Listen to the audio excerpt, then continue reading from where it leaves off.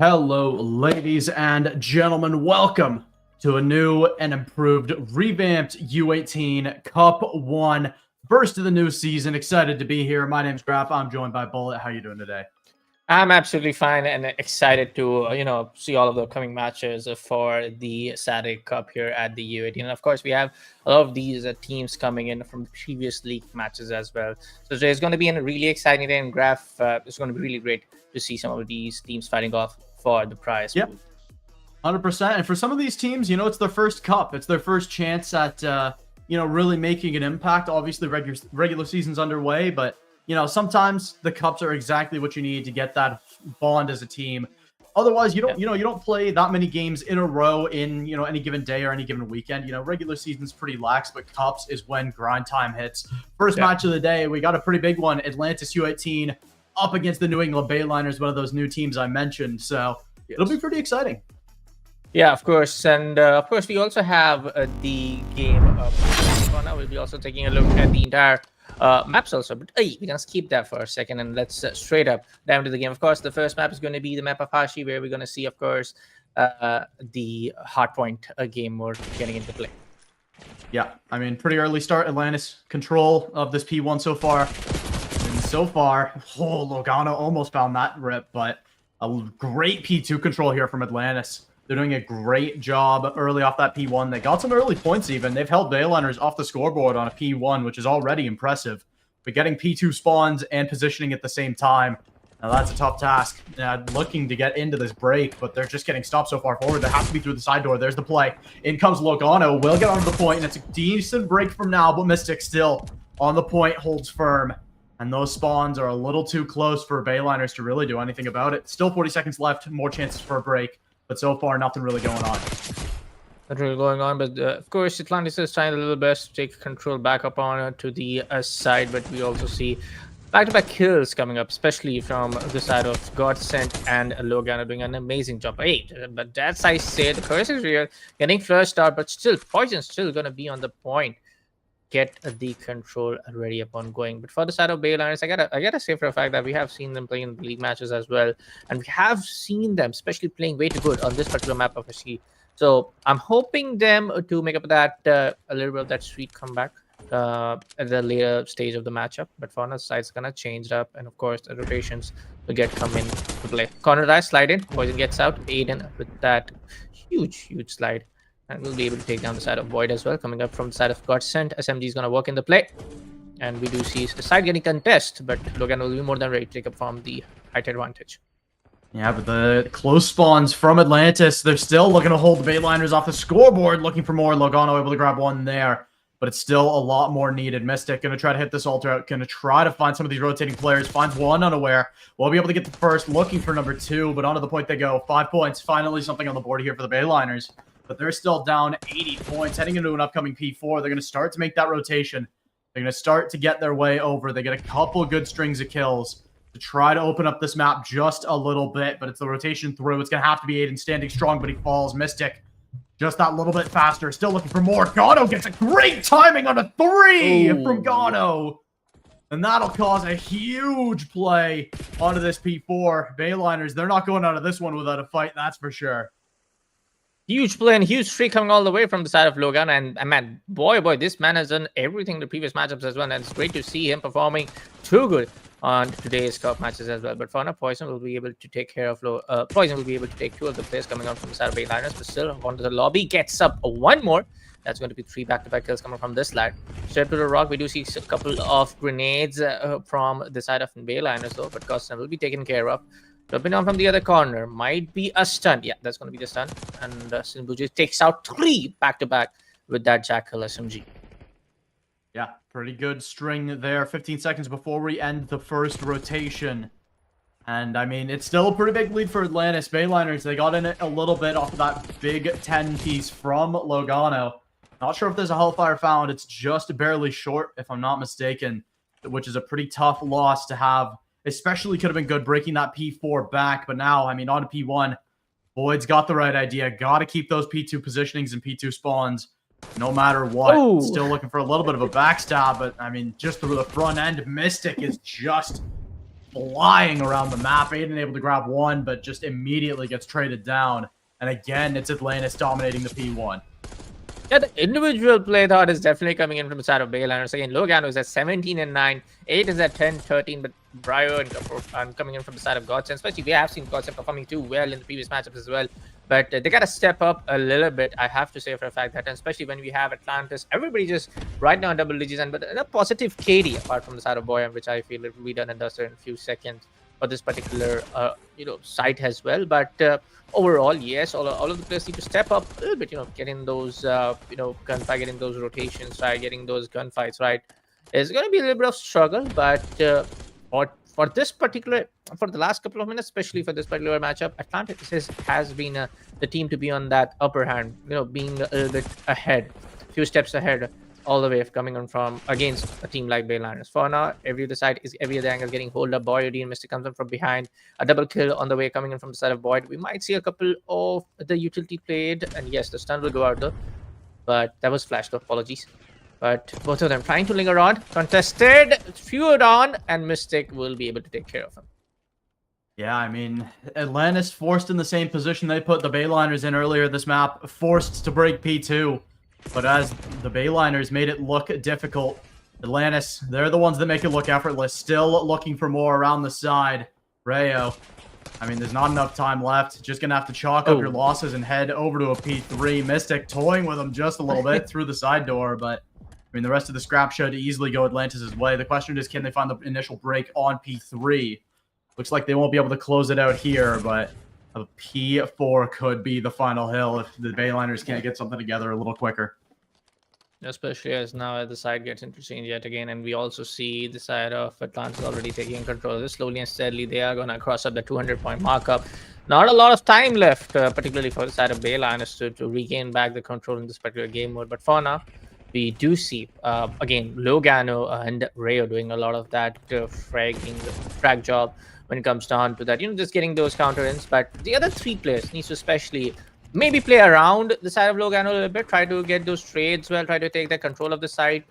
But when we talk about from the side of Atlantis, we do see every other time there's going to be someone to be there for the trade fire. Unless they get flushed out instantly, there is someone right there in the back to play up that trade game, whether it's be the other side, whether it's be the Rock over here, the Rocky side over here, or whether it's be the P3. So they got to do something about it. They got to rethink the entire scenario, because all they have is like just gonna keep that 50 seconds apart. They only have 2 minutes left on the clock. Maybe try to suppress the entire team of Atlantis, not to get even more sides, not to get any foot on the other sides as well. Cruise Miller come up from the side of a Mystic. Might be one, but that's gonna be one. Bravo goes down. Yeah, only the one on the cruise, but that might just be enough. All that Atlantis needs is really just one break and some scrap. And they're looking to already make the first part of that a reality. Already on the hill, a good shell from Godsend will take one down. And some good trades in there from Aiden after the kill on a Godsend, but still, Mystic. Nice. He's been absolutely lights out so far this map, looking for even more. Already 21-13. And the one standing strong on the hill. It's going to have to be a mad dash over to this P1. And Boyd with some extracurriculars. You love to see it early in a series. Maybe that lights a fire, but so far, the Bayliners, they may be getting put in the 100-point club. And that's surprising for me, not going to lie, though. I have seen Bayliners in the previous matchup. Of course, that was the other team, but I have seen this out of Bayliners playing supremely well. So, them getting scuffled like this is something really surprising for me. But the way Atlantis are able to, just reposition themselves, playing around that strategy, that every time there's anyone from the side of Atlantis to just play upon that trade game. On the round of the Fountain, Biodex a double. Aiden goes down. It's going to be a multi-kill again for the side of Biod. And there you go. That's it. It's 250 to 87. And boy, I would say the same thing. I was not expecting a score like this in the first round itself against a team like Bayliners. But that's it. The score is it. Yeah, I definitely agree. I think a lot of the offseason, I mean, Atlantis coming out big winners of them, and they're looking to be one of the top contenders. They're the #1 seed for a reason, even over top of Omit, which is shocking to say if you've been keeping up with U18 over the years. I mean, Omit at least recently, has been the top dog, but they got knocked off that podium. At least if it's brief, we'll see. That's what this cup is for. So that'll be one to keep your eye out on. And I mean, a pretty tough map one for the Bayliners. I 100% agree with you. I mean, I was watching the match the other day they played, and they played like a completely different team. I mean, Atlantis, they played well together. I don't even think Atlantis was particularly fragging out in the first half of that game. I think they were just playing rotations, playing positioning, playing trades just so well that there was just so little opportunity to punish them. But then, I mean, obviously, Bayliners, they had the gun with them, but at the end of the map, it just looked like they ran out of gas. It looked like they ran out of steam. And you can't afford to have something like that happen against a good team. I mean, if that was a close game, running out of steam there just completely kills your odds. Yeah. And again, I would say probably comeback is definitely, I would say, is going to be in play coming in from Sarah Bayliners. It might be for the fact that, again, this is the first matchup of the night. They might be not really in the zone to get that in those skills, playing that utilities. But I feel like, yes, we might see the comeback upon in the second game. And of course, this is again going to be a best of 5 series. Remember that, folks. But for now, we'll be jumping on to the next map, which is going to be, of course, the Search and Destroy on the map of Protocol. Yeah, Protocol SMG, I think, will play in a little bit better to the Bayliners playstyle, but that's a bad start. Jinwoo able to grab one, looking for more. Logano able to grab one onto Poison. Boyd onto Aiden. Will level up a little bit more, but 3-2 early round. Atlantis, they're in the driver's seat, and they continue to do so. It's Logano in a 1v3 in the blink of an eye. Yeah, I've seen last time Logano clutching it out, dude. So I'm probably being a little bit optimistic. We making sure we are the angle discover, and we of course see the side of Atlantis going in for the bomb plant at the B side. Things we're making sure there's going to be right there in the center to cover all of the areas, angles up or far ahead. But gotta say, for the side of Logano, things seems a little bit hard. 30 seconds left on the clock in this post-match scenario. Logano getting pinched up on the center, and of course he will be taken care of, and Atlantis will win up the first round in this Search and Destroy, the map of Proto. Again, Proto on Search and Destroy, I feel like there's not a lot of spaces, especially in the center of the bomb, especially on a bomb side like this. There's not a lot of spaces where you can potentially win against a man disadvantage. If you, of course, if there's a 3v3, if there's a 2v2, of course you can work your way things around. But if it's like a 2v3 or a 1v3 and you're in man disadvantage, especially on a bomb side like B, there's not a lot of things that you can do. So yeah, done and dusted in the first round. Let's see what they have in store in the second round. Yeah, already Jinwoo on that 3K. I mean, looking to get towards that RCXD ideally, but I mean, so far hasn't been necessary for Atlantis. But now on this on this defense side, let's see what they can do. Ooh. Boyd gonna have to stand tall. Will find one, gets flanked up by Logano, and in the blink of an eye, Logano's gonna grab another one. He's been playing great so far today. Looking for even more. It's Poison down to the 1v3 of his own. He's got a lot of a chance, though. He could stop the play. Does get it as well. Just barely cancels it out. Gets a tag as well on his way out. This is very doable all of a sudden for Poison. Knows the location. Oh, boy. Finds the timing on the second. No way, Poison. He's trying to hit them with anything you can do. I can do better. 1v1 into Logano. Both of the big fraggers so far. But it's Logano with the clock against him. Needs to make a play. Needs to do something. Will try to go up zip. But Poison catches the timing, spots the bomb on the ground. May hear the zip, though. Logano got a good spot. But the positions flip. Poison.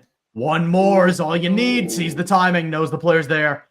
Oh. Will just try to play the clock expertly. Oh, and there it is. Wow. Poison. My friend, that is something special.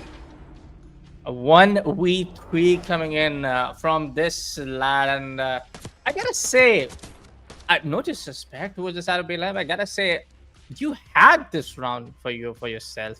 So that was looking like, for us as caster, for all in the audience, that was like something maybe lacking that communication in comes down, because again, you're playing a competitive quality. Of course, there will be communication, the coordination, the chemistry between these teams going on inside the game. So it was looking like that, there's a lack of that communication. Or maybe they didn't have any idea of where Poison location is at. But Anyways, it's going to be now Atlantis going in for the plant. Of course, we do see a couple of grenades getting exchanged. No more frags though. No early frags though coming in for any sides. But we do see for now, Flick's going to take out the first blood and Aiden's going to go down. Making it a very early 3v3 though. The bomb has been already planted at A. Logano making sure sliding away. Takes one, probably a second, but no, he will be taken care of. And that was a quick take. And of course, the attack coming out from the side of Atlantis. A 3-0, but again, I was still in the awe of the second round. Not gonna lie, Poison taking a 1v3. Oof, that was something, dude.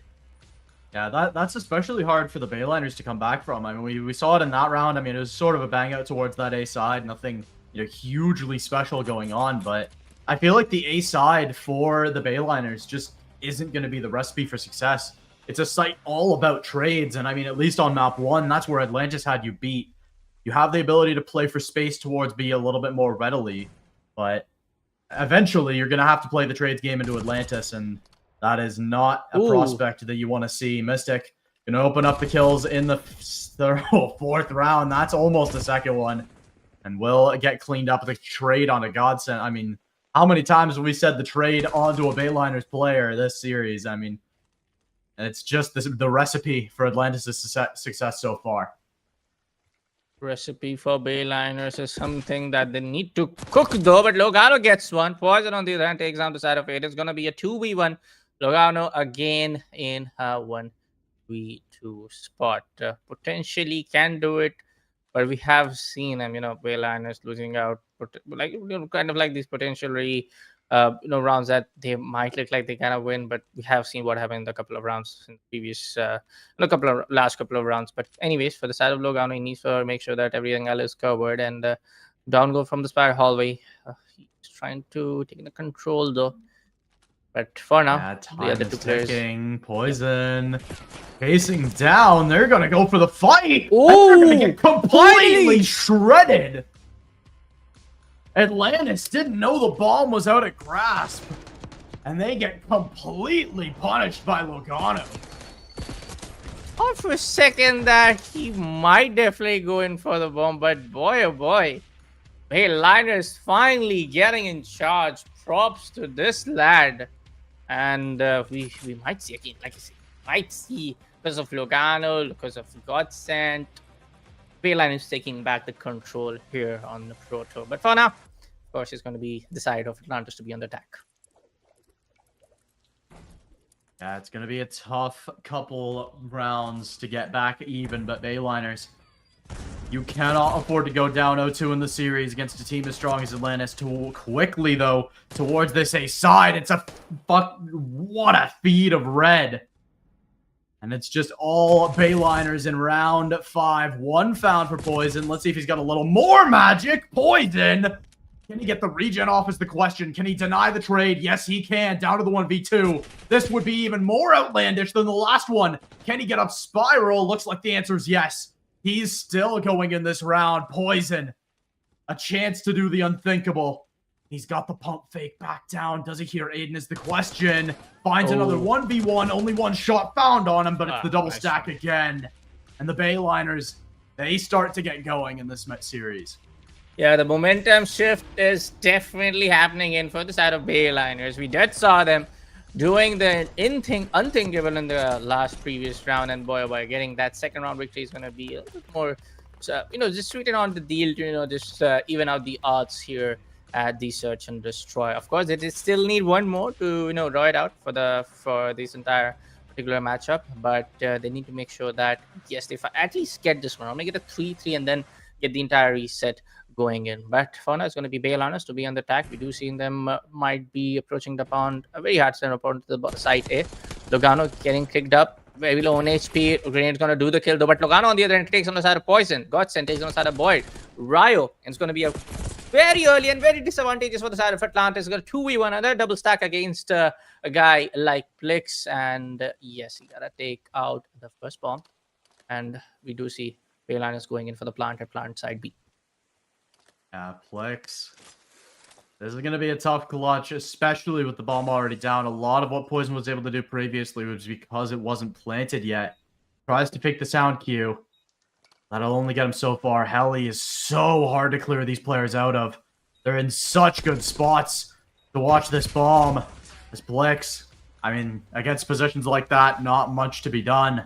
It'll be the Bayliners drawing back up at 3.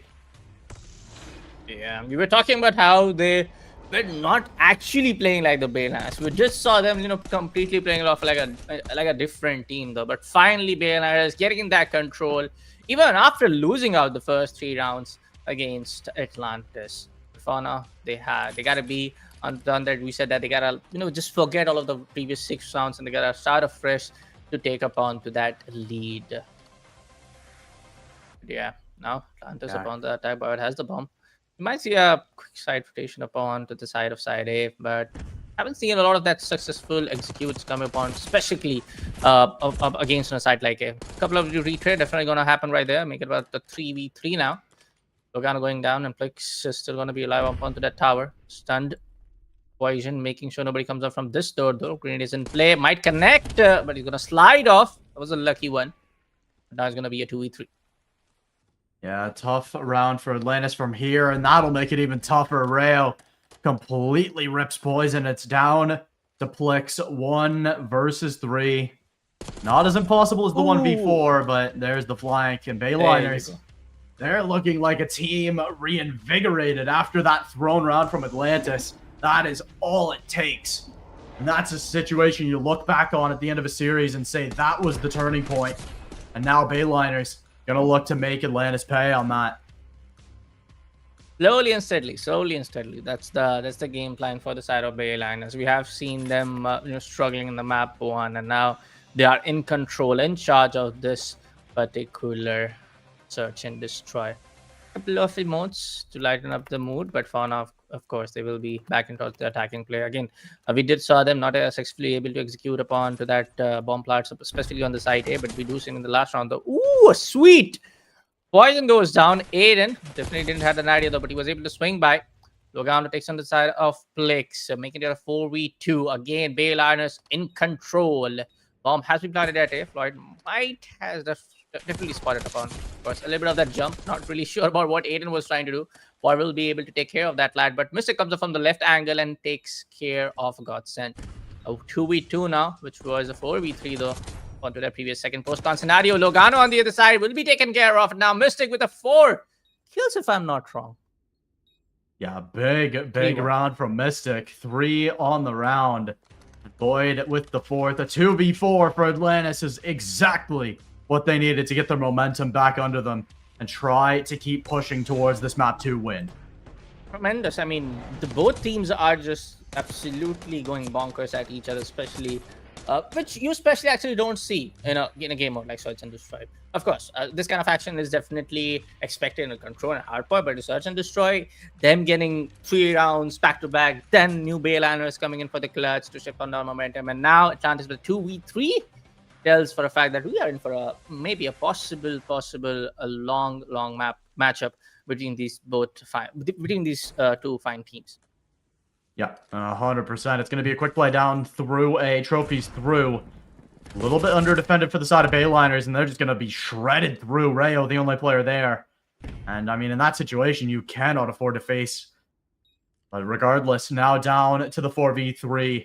Retake for Bayliners. By no means impossible, but this one's going to be tough. Logano going to go quickly, able to find the first on the board. Looking for a second. Can't quite get it. Gets the tag on the Mystic. Can he get the regen off? Looks like the answer is yes for now, but around the side, Poison. Number 2, down to a 1v1. Poison, last one kicking. Stun lands, but he gets out safely. Needs to hold the cross, and he'll find Godsend as well. Atlantis, they'll come within map point. That was, I don't know, Poison. He is definitely going insane in the Search and Destroy.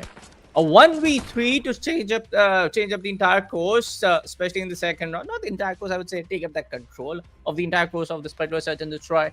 Then again, put what was almost a clutch on the 3rd round as well, where he was down with the 1v2. But boy, oh boy, now getting that straight up 4 kills. I mean, of course, we can call it almost an ace, if I want to call it that classic FPS term. But Bayliners, they gotta do something about it. A map point coming for this side of Atlantis in this particular round. Yeah, they're going to try to keep going. Good first blood. That Logano trade is absolutely critical to keep the numbers even close to even, but Mystic, he's got the overlook from top tip. Ooh, Rayo, what a trade that is. Still not looking to go down without a fight in this one, Rayo. Oh, what a nade. That'll do it. Atlantis, they'll take map 2. This one, much closer than the first, though.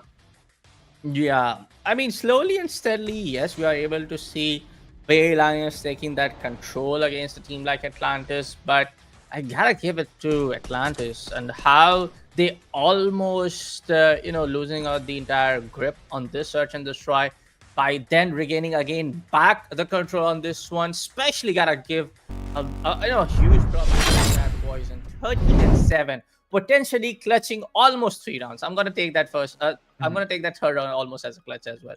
Potentially clutching 3 rounds for that entire team. I mean, huge prop to Poison for playing like this, and also for the side of Bayliners, potentially slowly and steadily regaining the control, regaining that momentum, which is very much needed to gain that confidence back, because now we'll be going into the third map. But the map scoreline is 2-0, folks. If Atlantis wins one more, this series already done and dusted for the favor of Atlantis. Yeah, heading it now to Vault Control. It's going to be an interesting one. I think both of these teams have a good shot, especially from what we've seen, but I think the onus is going to be on Bayliners. I mean, they've been the team so far this series, at least, that's been a little slow on the respawns, and especially Control. I mean, it's a trades game if it comes down to those lives, which it so often does on Vault.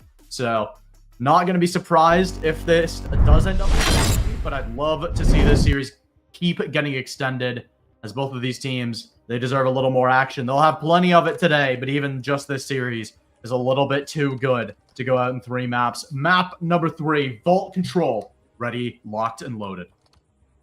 Boy, when it comes down to Control, I mean, this is not that one mode that I absolutely love. Don't get me wrong. I love to see the action on Search and Destroy. Even Hardpoint is one of my favorite, but Control is something that, teams don't have a lot of that, the chances that you can get. Of course, you have 30 lives under the max spring, but you have to just be right there to, getting those back-to-back trade games, right? Get back-to-back those kills right in.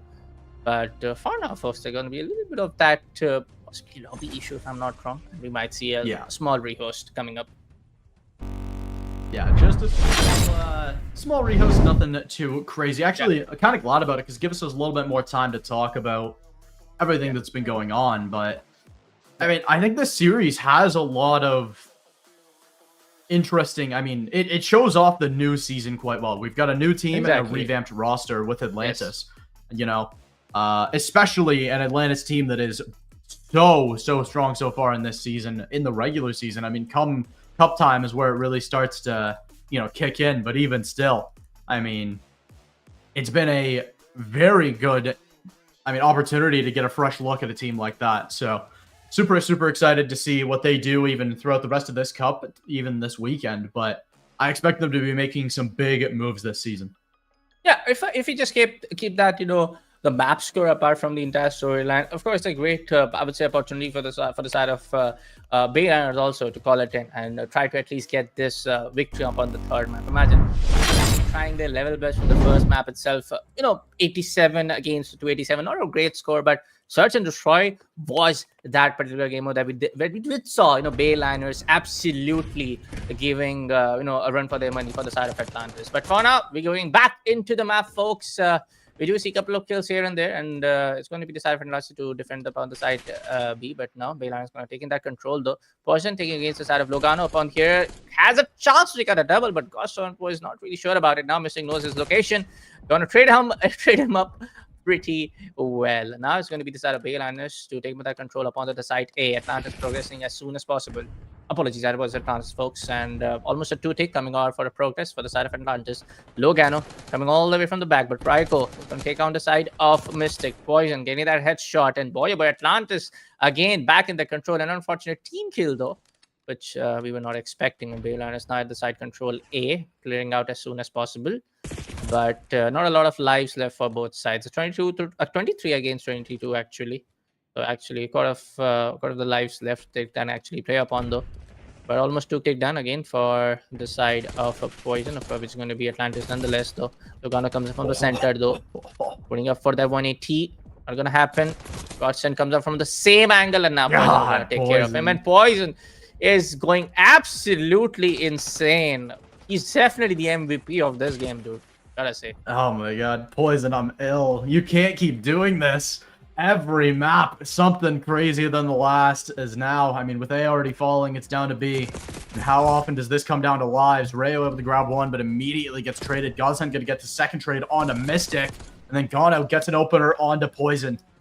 They continue to push back and maybe try to establish a little bit of a spawn trap. All it would take is a couple more kills. There's one of them. Gano able to grab one there onto Plix.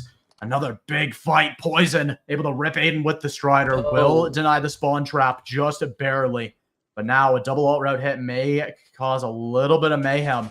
Still the lives are more or less even. That'll cause a little bit of separation, but the immediate trade continues to keep this map tight. What a great play again. The more we see, Poison up there in the kill feed, sometime taking out some other guys, sometime taking down that one double kill potential. But for now, it's going to be Logano to fight back from the side of Bayliners, and to suppress against that is going to be also Reiki to 7-5 scoreline. Here comes up from the pool side. Blink's going to take care of him. We do see nobody for now trying to step up upon the side B. They know for a fact that yes, they got showing some more effort, especially for the side of Bayliners to upon the B on that play. Not a lot of lives left, not a lot of seconds left. 26 seconds left on the clock. 7-9 now. They are already losing it. Have that angle. Logano coming from the left to the black one. He gets one though, but Logano will be taking care of the side of Poison. Void up against Aiden. Aiden goes down. Mr. going in for the reload. Potentially, he knows the location of Logano, but it's already 4v6 now. Well, a couple good trades though. Down to a 4v5. An opportunity presents itself, and Mystic. Who else to answer the call? Almost one tick found still. Very low time, but we're playing S&D. 4 lives to 4, and Atlantis the first to fall. They're going to have to clutch up. The trades come through down to a 2v2. As now, Aiden and Godsend up against Mystic and Boyd the whole round. Everything comes down to this. It's Aiden in a 1v2 as Boyd able to grab the first, looking for the shots. Up close and personal, Aiden. How much can you find? You got to do it quick. Nice one. Through, finds the timing on a Boyd, but Mystic with the trade. Just nearly the last life. Atlantis, they'll take the round. Every time now, this is not about just the first 2 game modes, the last search and try. Every time around now, there's that close in-game affair that's happening between the side of Atlantis and Bayliners. Bayliners are giving them their run for money. Atlantis are just, able to just read onto the entire fact that they are being, 1 or 2 steps ahead of him. But Logano, Ryo, Aiden, I would just Godsend as well. He's going 3-5, of course. He's doing doing his best work from what he can. But for the side of Atlantis, there's not really something like a out of box different play. They're able to get those trades right. They're able to communicate really well. They're just able to win those gunfights and get those frags in. But for the side of Bayliners, yes, we need something different. On a mode like control, all things different you can do is just just flush out your enemies as soon as possible. It's not a hard point where you can upon you 3 guys can go in for the frags, or maybe just 2 of guys can play up on the point. Everybody on the control needs to flush out the enemies before you can go in for the control of the site. Speaking of, looks like Mystic's the one through the net. He'll get one. Keep their life still. Bayliners able to get that first tick almost through. Mystic from the rafters will get cleaned up, and now we can get some real progress going. Poison from lower vault will try to find one, but there's still so many in front. Will be able to find one pickup there onto Rayo, and even still, Bayliners still somehow, some way can't get that first tick on the board. I mean, Atlantis, they are playing so clean this map. But we saw this in the last round. They came out strong and then petered off a little bit towards the middle of the round. Let's see if it's the same here. Oh, let's see. For now, it's going to be 30 seconds left on the clock. We do see a lot of lives left from both sides, though. We do see for a fact that it's going to be something a little bit of control. We do see upon the side A, though. Mistake taking care of the side of Aiden. We do see now them going to back to take the control of the side B. Capturing is going to be the play for the side of Atlantis and Bayliners, making sure they can do what they do best. But for now, Aiden up against Boyd. Boyd did have an idea, though, of that free B kill being given away from that lad. Now it's going to be the side of New Bayliners making a good progress upon the side B. Yeah, the issue with it is if they're not able to fully capture, it's going to get dicey come later in the round for the lives. But so far, they've got that under check up right now. But this is a dangerous site to hit without top art control. Their time running dry. They can have A to freeze the clock is a little bit of a fallback, but it's Mystic in position already. Needs to find these kills. Can't quite do it, though. He's getting overwhelmed, but the trades come through from Plix. 1 for 1 so far, but the lives still in the favor of the Bayliners. Not for long, though, as in come the trades. Up 2 even still. 4 seconds left. It's going to come down to the time, it looks like. But 5 lives left. A chance. One last opportunity to cancel out the A. Can they do it? Aiden forwards will continue, but no. Poison shuts the door just nearly. At the end, they'll find the capture down to a 3v4. And this B site still so much time on the clock.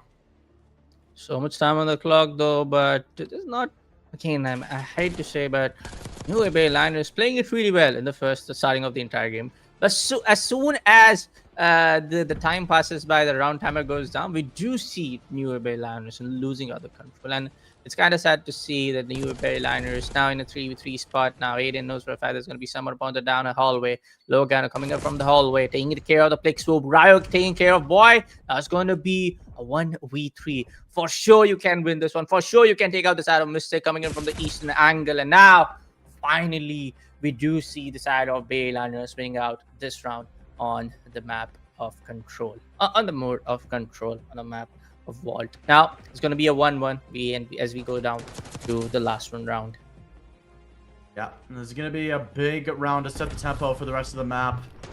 It's going to be a tough opportunity. I mean, both of these rounds have come down to the wire, but so far, it's not been enough to decide a true standout.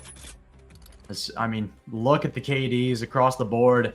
Look at how close this lobby is. Look at how much skill you need to stand out. Poison the only one with an KD that's just that little bit extra.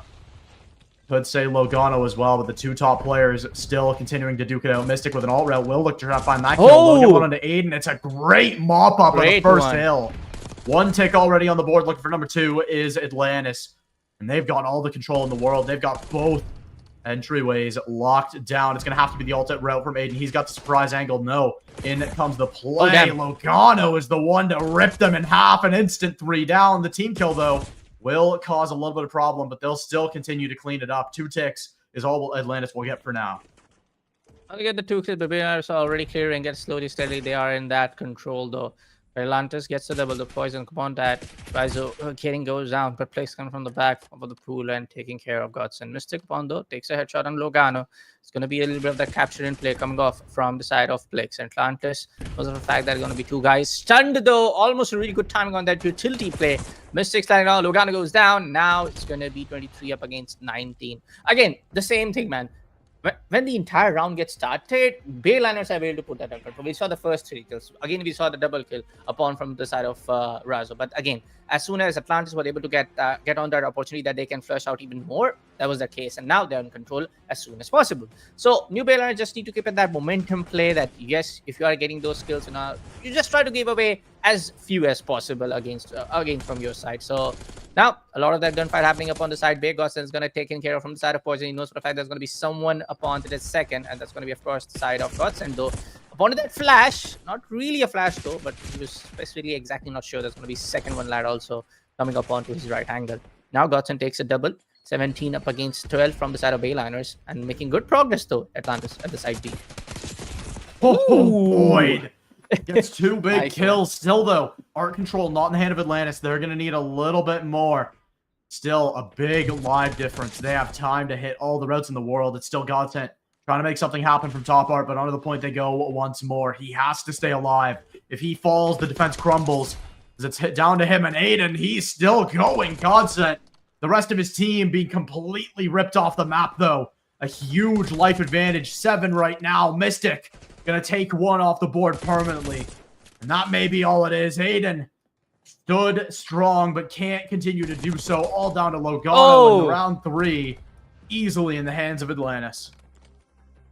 Yeah, comparatively, we were expecting, things can be a little bit, I would say, in the favor of Bayliners, and they were actually able to do a lot against what we saw from the side of New Bayliners, especially gotta say for the side of Logano coming in from the side of Bayliners, and also the Poison guy coming in from the side of Atlantis. They're going just head to head right now in a team up in a matchup like this. But for now, of course, it's going to be that 1-round victory coming up against from the side of Bayliners. So now they gotta fight for their one more to make it a 2-2 and possibly taking down that match point from their side. I know both of the teams will have that last chance, but as Atlantis is already on the match point, they just need that 1-round victory to secure the deal with a map score of 3-0. But remember, folks, all of the previous 2 maps have been already won from the side of Atlantis. 287 against 87 from the side of Bayliners. Atlantis on a hard point, and then it was 6-4 upon to that search and destroy, coming up for a victory, coming as a victory for the side of Atlantis. Now 2-1 already from the side of Atlantis. So Bayliners will be trying their level best again. From what we saw in the last round, they were able to clutch it out for themselves. Looks like Bayliners getting stopped pretty early. They've barely touched a hill just yet, but they are keeping the lives competitive. They're up right now, actually. But the clock is going to be the true enemy if they keep playing like this. They will finally get on towards that A side. It's going to be Boyd. We're going to kill the player top trophy, but he gets timing by Godsend. Will still get the trade in there from Poison, but still, 1 tick gone already. The Bayliners looking to try to make something happen. Poison, the only one here. He might get caught in the timing, and he does. Aiden able to easily find that one, and the A site might just go with alongside it. As Gano already making his way over towards B. He needs to get out control. Will be taken down just before doing so. The flank from Mystic will find on the 3 players. What a play from Atlantis, the 4 down. And they might get a spawn trap warning here. Logano, the only one able to stop that from happening. Through lower vault he goes. Will be able to find a flank onto Plix if he's able. That could be big, but there's nice. the nade. Gonset continuing to play out of his mind in this series as Bayliners. They still try to make something happen onto the B side. Logano alongside the side of Godsend playing actually like a god, though. Gotta see the same from the side of Ryo and Aiden, but especially talking about the side of onto the hill. Yeah, absolutely. Atlantis on how they're able to just take that control very early upon the site. It tells a lot about that. Yes, they want to just seal the deal off quickly as possible, though. Logano coming in from the back, taking care of the Poison side of Poison, though. Absolutely have a good second chance upon to secure that kill up onto that balcony area against Poison as well. But Poyo just going to take that rotation onto that middle score, trying to complete off with a spawn trap, though. But Poyo comes up from the balcony, Plix has the intel, going for the few shots, though. But someone is going to come in from the vault, and now he's got to just get suppressed down, wait for the backup. Oh, Poison. Not sure how much of a fan I am of not clearing the player at a top art immediately, but will get in and will get that kill. A huge one to find is top art control. So important for taking control of this B side, but still, on the outside looking in is this Bayliners side. Down 2 lives, and that time starts to become ever slower. Mystic makes the hit through bottom vault work. Will get one down on the Poison. Aiden from the side will continue to go. Onto the point they go. And they've got a great chance here from the side, though. Mystic able to find one, looking for a second. Doesn't need to right now, though. 10 seconds. The top art player finally reestablished. And it's the knife into the back of Bayliners. And their chances at this map, 3 seconds left. No one close enough to touch. That will do it. Atlantis, they find the 3-0 in a pretty dominant fashion. But those second 2 maps were so entertaining. Yeah, especially the search and destroy one, if you ask me honestly. That was keeping all of us on the edge of our seats, though. But gotta give prop to Logano. Gotta give prop to everybody from the side of Bayliners. Not giving up any part. Godsend Logano absolutely going bonkers. 32-24. Godsend 25-26. Ryo 23-30. But absolutely great coming in from all lads, especially from the side of Atlantis as well. We have seen Poison going supremely dominant in the search and destroy and supremely well upon the control map itself, matchup itself. Yeah, now, I mean, taking a look at the bracket, it's going to be a pretty tough road to redemption for the Bayliners. Yeah. If I'm not mistaken, they'll be taking on Octane down in that lower bracket. So a little bit of a run back for them. They played against them in the regular season not too long ago. So that'll be a very interesting series. But we're going to have to decide which of the losers bracket series we want to bring it to you in between now and then. We're going to go to a quick break. take a little bit of time to reset, grab yourself a drink, grab yourself a snack. We'll have another great series of Call of Duty for you after the break.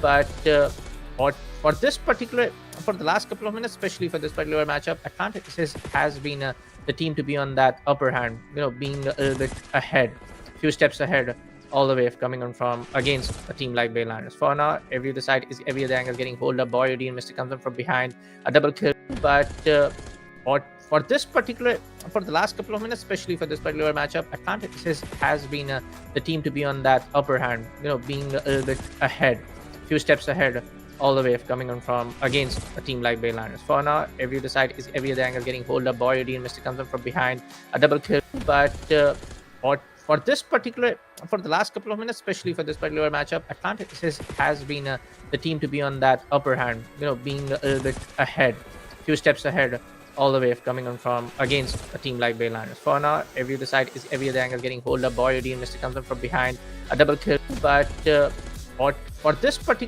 for the last couple of minutes, especially for this particular matchup, Atlantis has been the team to be on that upper hand, being a little bit ahead, few steps ahead, all the way coming on from against a team like Bayliners. For now, every other side is every other angle getting hold up. Boy, and Mr. comes in from behind, a double kill. But for the last couple of minutes, especially for this particular matchup, Atlantis has been the team to be on that upper hand, being a little bit ahead, few steps ahead, all the way coming on from against a team like Bayliners. For now, every other side is every other angle getting hold up. Boy, and Mr. comes in from behind, a double kill. But for the last couple of minutes, especially for this particular matchup, Atlantis has been the team to be on that upper hand, being a little bit ahead, few steps ahead, all the way coming on from against a team like Bayliners. For now, every other side is every other angle getting hold up. Boy, and Mr. comes in from behind, a double kill. But for the last couple of minutes, especially for this particular matchup, Atlantis has been the team to be on that upper hand, being a little bit ahead, few steps ahead, all the way coming on from against a team like Bayliners. For now, every other side is every other angle getting hold up. Boy, and Mr. comes in from behind, a double kill. But for the last couple of minutes, especially for this particular matchup, Atlantis has been the team to be on that upper hand, being a little bit ahead, few steps ahead, all the way coming on from against a team like Bayliners. For now, every other side is every other angle getting hold up. Boy, and Mr. comes in from behind, a double kill. But for the last couple of minutes, especially for this particular matchup, Atlantis has been the team to be on that upper hand, being a little bit ahead, few steps ahead, all the way coming on from against a team like Bayliners. For now, every other side is every other angle getting hold up. Boy, and Mr. comes in from behind, a double kill. But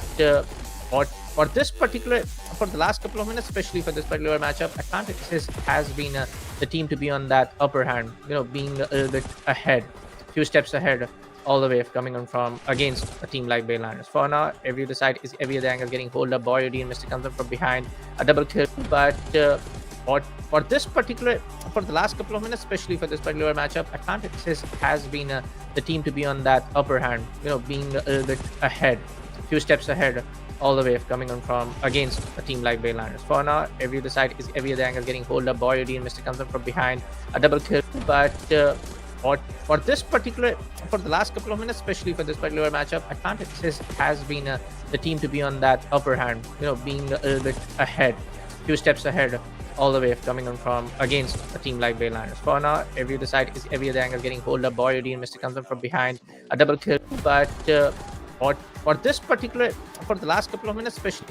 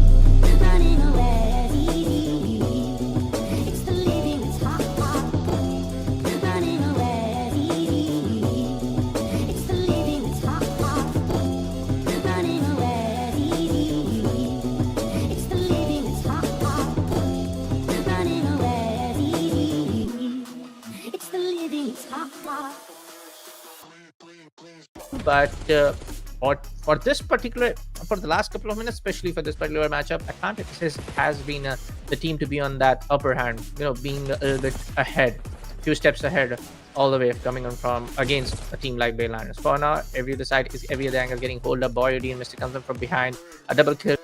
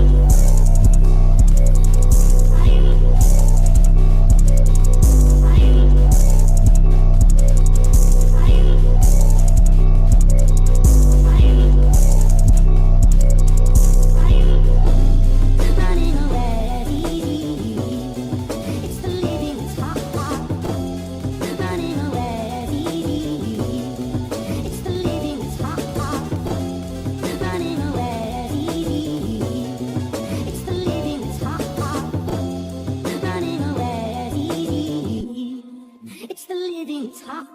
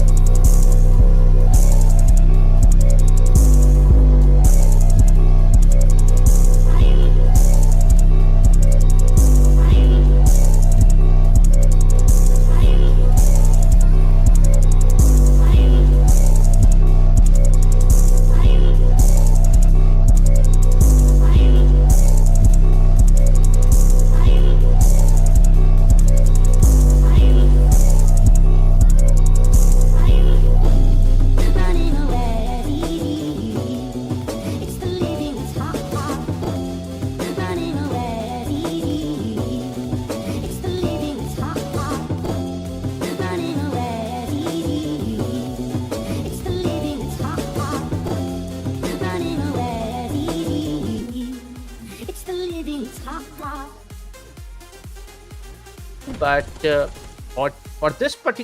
for the last couple of minutes, especially for this particular matchup, Atlantis has been the team to be on that upper hand, being a little bit ahead, a few steps ahead, all the way coming on from against a team like Bayliners. For now, every other angle getting hold up. Boyodi and Mr. comes up from behind, a double kill.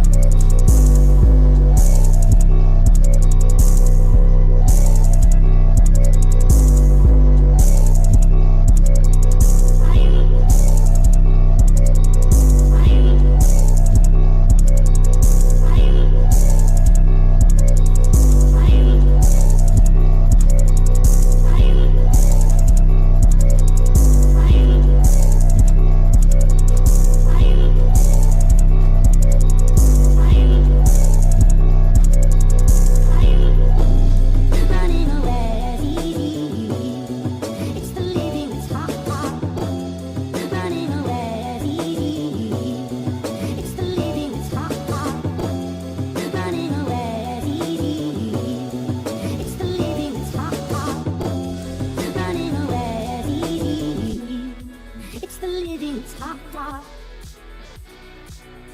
But for this particular, for the last couple of minutes, especially for this particular matchup, Atlantis has been the team to be on that upper hand, being a little bit ahead, 2 steps ahead, all the way coming on from against a team like Bayliners. For now, every other side is every other angle getting hold up. Boyodi and Mr. comes up from behind, a double kill.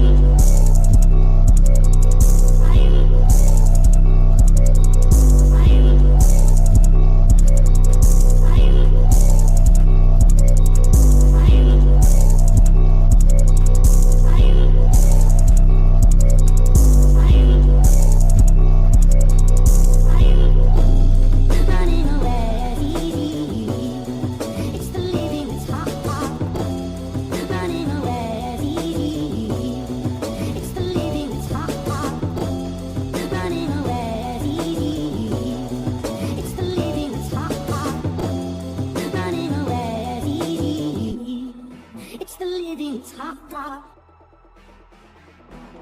But for the last couple of minutes, especially for this particular matchup, Atlantis has been the team to be on that upper hand, being a little bit ahead, few steps ahead, all the way coming on from against a team like Bayliners. For now, every other angle is getting hold up. Boyodi and Mr. comes in from behind, a double kill.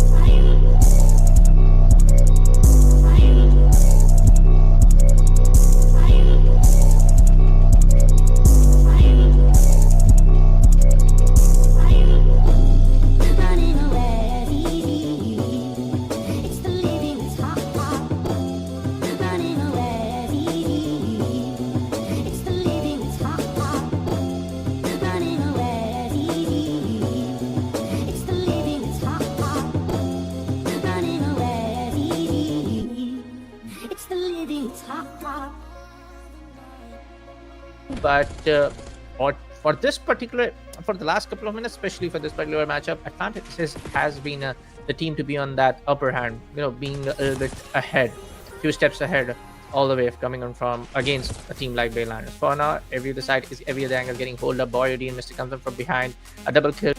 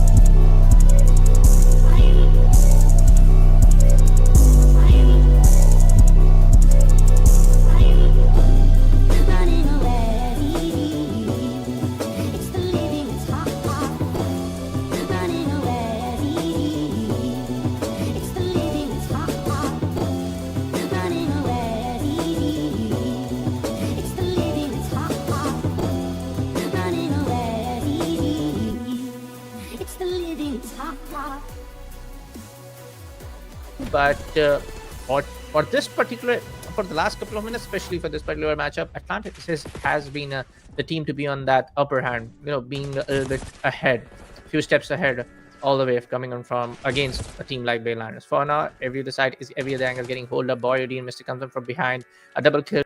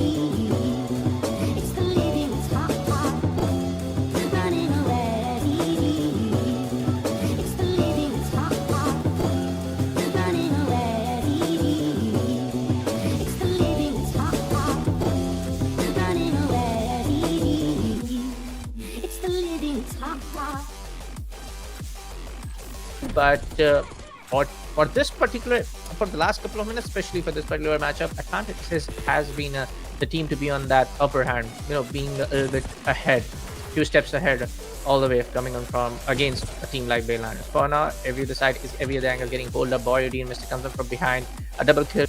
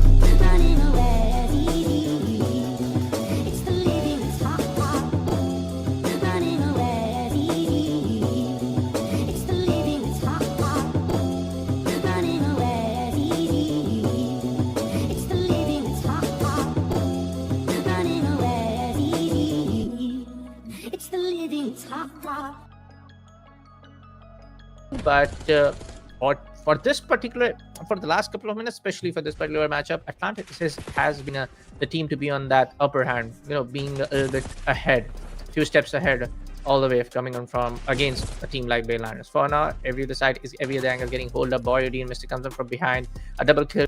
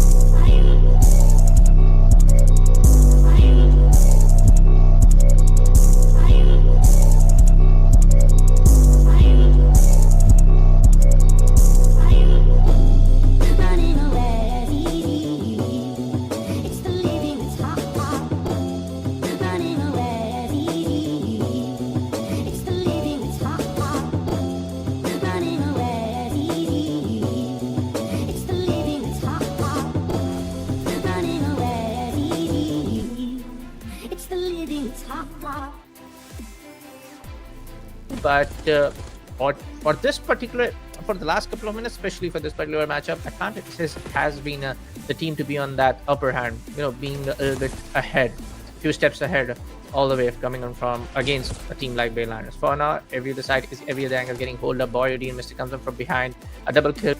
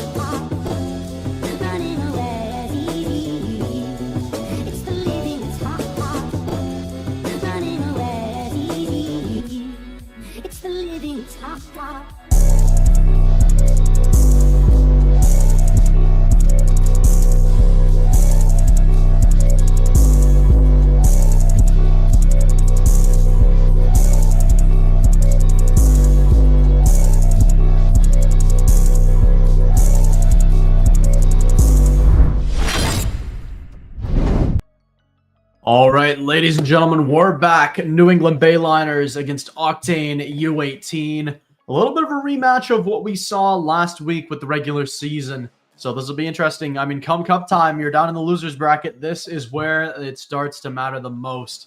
As, I mean, we're going to see a pretty interesting map spread heading first to Skyline Hardpoint. Gotta love it. Yeah, we did saw, Bayliners giving their level best in the previous matchup, what we saw against them, going against the side of Atlantis. There was some really close games, especially from the side of Bayliners. Everybody was, trying their level best, Guts and other players from the Bayliners roster. But apart from the hardpoint against the Search and Destroy and the Control were really close. But I'm looking forward to it on how Octane, a team like Octane, actually play against on a roster against a team like New England. But yes, folks, our entire map lineup is going to look like this. Skyline's going to be the first one. Then we're going to go ahead on the Proto. Then we have a double Vault back to back, and then finally, if it actually goes out to the final match and decide a map, then it's going to be on the map of Hashi. So yeah, we'll be jumping down to the game, folks, anytime soon now. But Graph, as you have casted a couple of matches previously before, casted more matches here at the U18. What are your expectations coming down from Octane particularly? It's hard to say, honestly. I mean, again, it's one of the new rosters, so it's hard to say exactly what they're bringing to the table. Obviously, I was able to take a look at their previous match up against New England Bayliners, and I mean, I would be surprised if this ended the same as the last one with a 3-0. I do expect this to go 4 maps, if not 5, but that's going to be mainly for Octane to decide. Well, now as we are jumping down to the Hashi hardpoint, it is folks. New Bayliners getting that early control over there.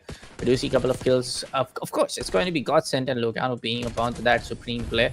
But Fauna is going to be decided Rayo to stick up to that, take some status, give it the long angles. He has this point to take out the second one as well. Jumping down to the pool, defending up at the site. Suerte. It's going to be right there. Yeah, initial breaks are great, but it's all about that P2 positioning. Hunt going to try to push forwards. Will get ripped off there. And still, it's going to be really tough to push through this P2 side, but not impossible. Hunt, couple of great shots, but not much going on from the rest of the team. It's going to be a big play for the Bayliners. They get P2 spawns, and it's going to be a test on Logano. He needs to stay alive in the backside. Will grab one onto Suerte, looking for the second. Ooh, nice. Will get taken down. What a shot that is. Is still on the point go Octane. They had an opportunity there for a moment, but they just get completely mopped up. Oh, we do see a little bit of the emotes going on, of course, having some fun inside the game as well. But Godsend will be taken care of with the SMG in play. Rayo has a chance to trade up to that, trying to go into Prom, but Suerte will be taken off from the side of Logano instead.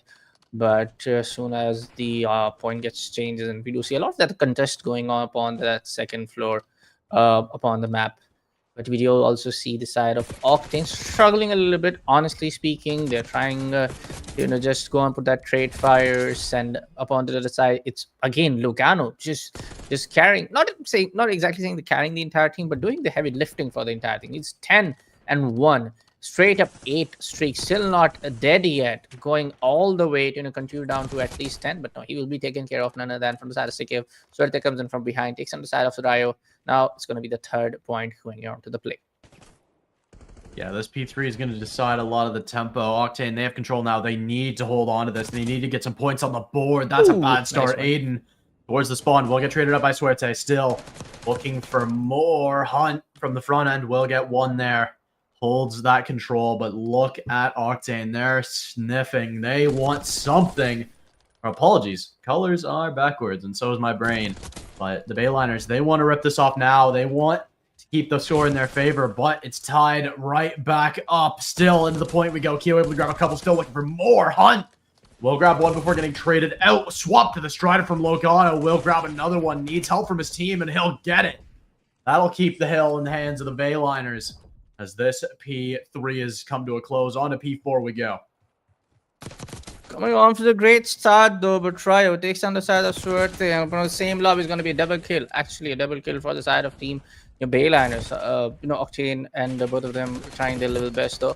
Now it's on to the hard point, getting the entire thing changed as soon as we switch off to that. A great kill coming off with that Semtex as well. But now Skekio up onto the same stair angle, gets that one kill. Now, boy, oh boy, Bayliners, apart from Rayo, apart from Logano, I don't see much of the action coming off. Don't get me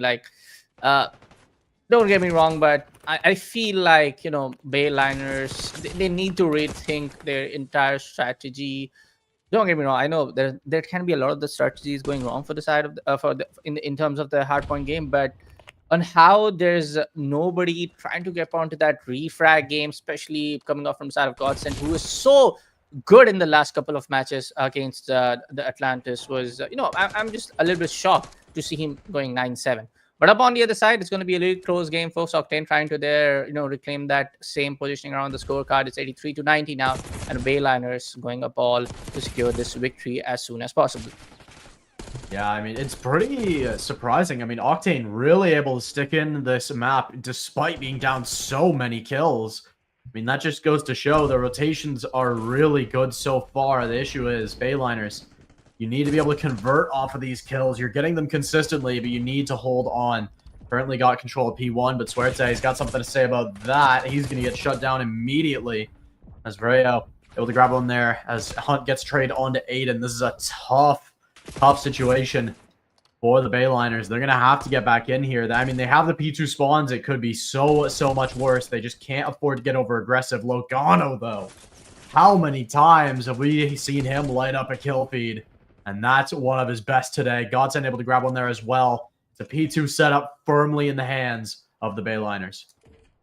Firmly in the hands, but look at this. Bayliners finally, not being in the entire lead, I would say, per se, but now we do see performing them so well. But gotta give kudos to the Octane as well. They're keeping this very close compared to what we saw in the previous matchup. For now, it's going to be decided for only 6 points coming all the way. Suerte gets that 1 kill with that assault rifle. But Logano on the other side gets up a triple. Boy, oh boy, Logano. And this is what we're talking about. Logano, Godsend, and now Rayo, 18-11. They have been performing quite well compared to what we saw in the previous matchups. But now, it's going to be decided for Logano pushing on the hallway. It's going to take that one, though. Defending site is in play. New Bayliners make sure that nobody comes up from the other lobby as well up onto the second floor. And now crossing out, both of the teams have actually crossed up that 100-point markup. Now they'll be, in that play that let's cross 150 as soon as possible. The next point is already up on the map. We do see the little bit of that repositioning coming off the play.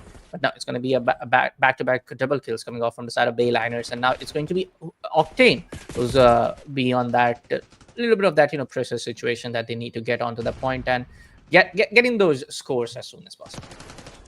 Yeah, it's tough, though. It's easier to hit this P3 from the P2 side, but you really want those P4 rotations. In goes Hunt. He's going to grab one before getting traded down by Logano. He's on 2 already. 6 streak will get shut down before he's able to get towards that Hellstorm still. It's Rayo just going to hold firm, wait for the teammates to arrive, goes forwards and is able to find one. Gets immediately traded, though, by Keo still. Suerte able to get one on the Godsend. Logano going to pick up 2. It feels like he's just always good for 2. As they maintain the P4 spawn still. Now they're going to send Rayo all the way back to Patio to try and get more control of the hill. Still, it's continually Bayliners wiping Octane off the map. And this time, they've got the rotations to match. They've got P4 locked and loaded as they still continue to win these P3 fights. Logano, 2 with the Strider. And it's looking Bayliners up from here. It's going to have to be a quick response from Octane.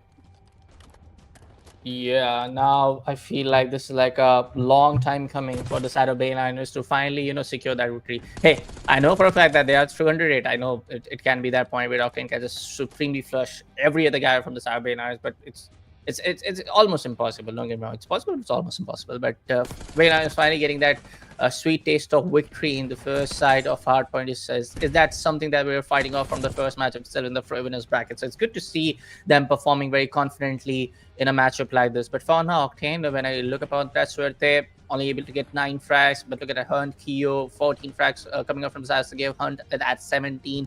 Not a positive KD though, but overall a good one. But boy, oh boy, look at the side of Bayliners. Logano, 42-13. That's a 2.0 KD in a competitive matchup like this. That's a 3-0 KD. That's absurd. Yeah, I mean, Bayliner. I mean, there's no point. I mean, don't get me wrong. Don't count it out. But this one's done and dusted. There's almost nothing Octane can do when the points get like this. And I mean, that is a absolute cleanup. Logano continues to pad the stats. And that is one of the best single performances we've seen this season. Yeah, some of the best performance, but I gotta say this, no disrespect, no offense to Bayliners, but where was this firepower against Atlantis? Where was this firepower? Come on, man. But it's okay. You're back again. Fight for your spot in the loser brackets to make it all the way back to the winners brackets. And this is how you gotta perform. This is how you gotta start off your journey to write up that supreme, sweet comeback story. Look, on a 46-13, like you said, almost a 3.0 KD coming right from that particular lag. But a huge congrats to them. They were just trying to find that sweet little victory spot from the first match itself, and I'm so happy that they finally got it. Yeah, I mean, a solid performance on map 1. I expect to see that continue, but maybe not to the same degree. That's sort of what we saw in the previous series as well. But Bayliners, they've got a lot still to show heading into Protocol on that S&D. This time, I mean, Bayliners looking like the favorites, and they're going to look to convert. Yeah, they're definitely looking like the favorites and looking at the convert. But for the side of Octane, gotta say something. Again, there was not like a lot of these spots where we did saw the utility getting played right. But if I just keep the utility play right and the team coordination apart, I didn't saw much of the trade games going right, especially up onto that second floor as well. Of course, on the bottom floor objective lines, yes, there were a lot of these times where they had the opportunity, and they actually did flush out the side of Bayliners pretty well. But up onto the second floor objective, it was the Bayliners who are able to, just keep on to that keep on to that objective point for themselves. And that's where Bayliners won the entire last particular map. Yeah, I think heading into an S&D, obviously, it's going to be a change of pace as it looks like we get into it. Perfect timing. It's going to be, I mean, obviously, Bayliners, the momentum is more than in your favor. Can you convert off of it? Octane, I mean, it's even potential that you just want to play pretty slow in the opening round, try to cool down Logano, because if he keeps shooting like he was in the previous map, you may never have a chance. Suerte going to get taken down early. That's a good start for the side of the Bayliners, and they're still looking for any... Oh my goodness, Logano, that chow is disgusting. And continually, this Bayliner side, this time, they're the ones on top. Okay. Yeah. For These now, chows are illegal. Yeah. That was a quick one though. That was a pretty quick one. But Logano again, boy oh boy. This man is going unstoppable. Look at that one. Straight up onto that staircase. He knows for a fact there's gonna be someone coming.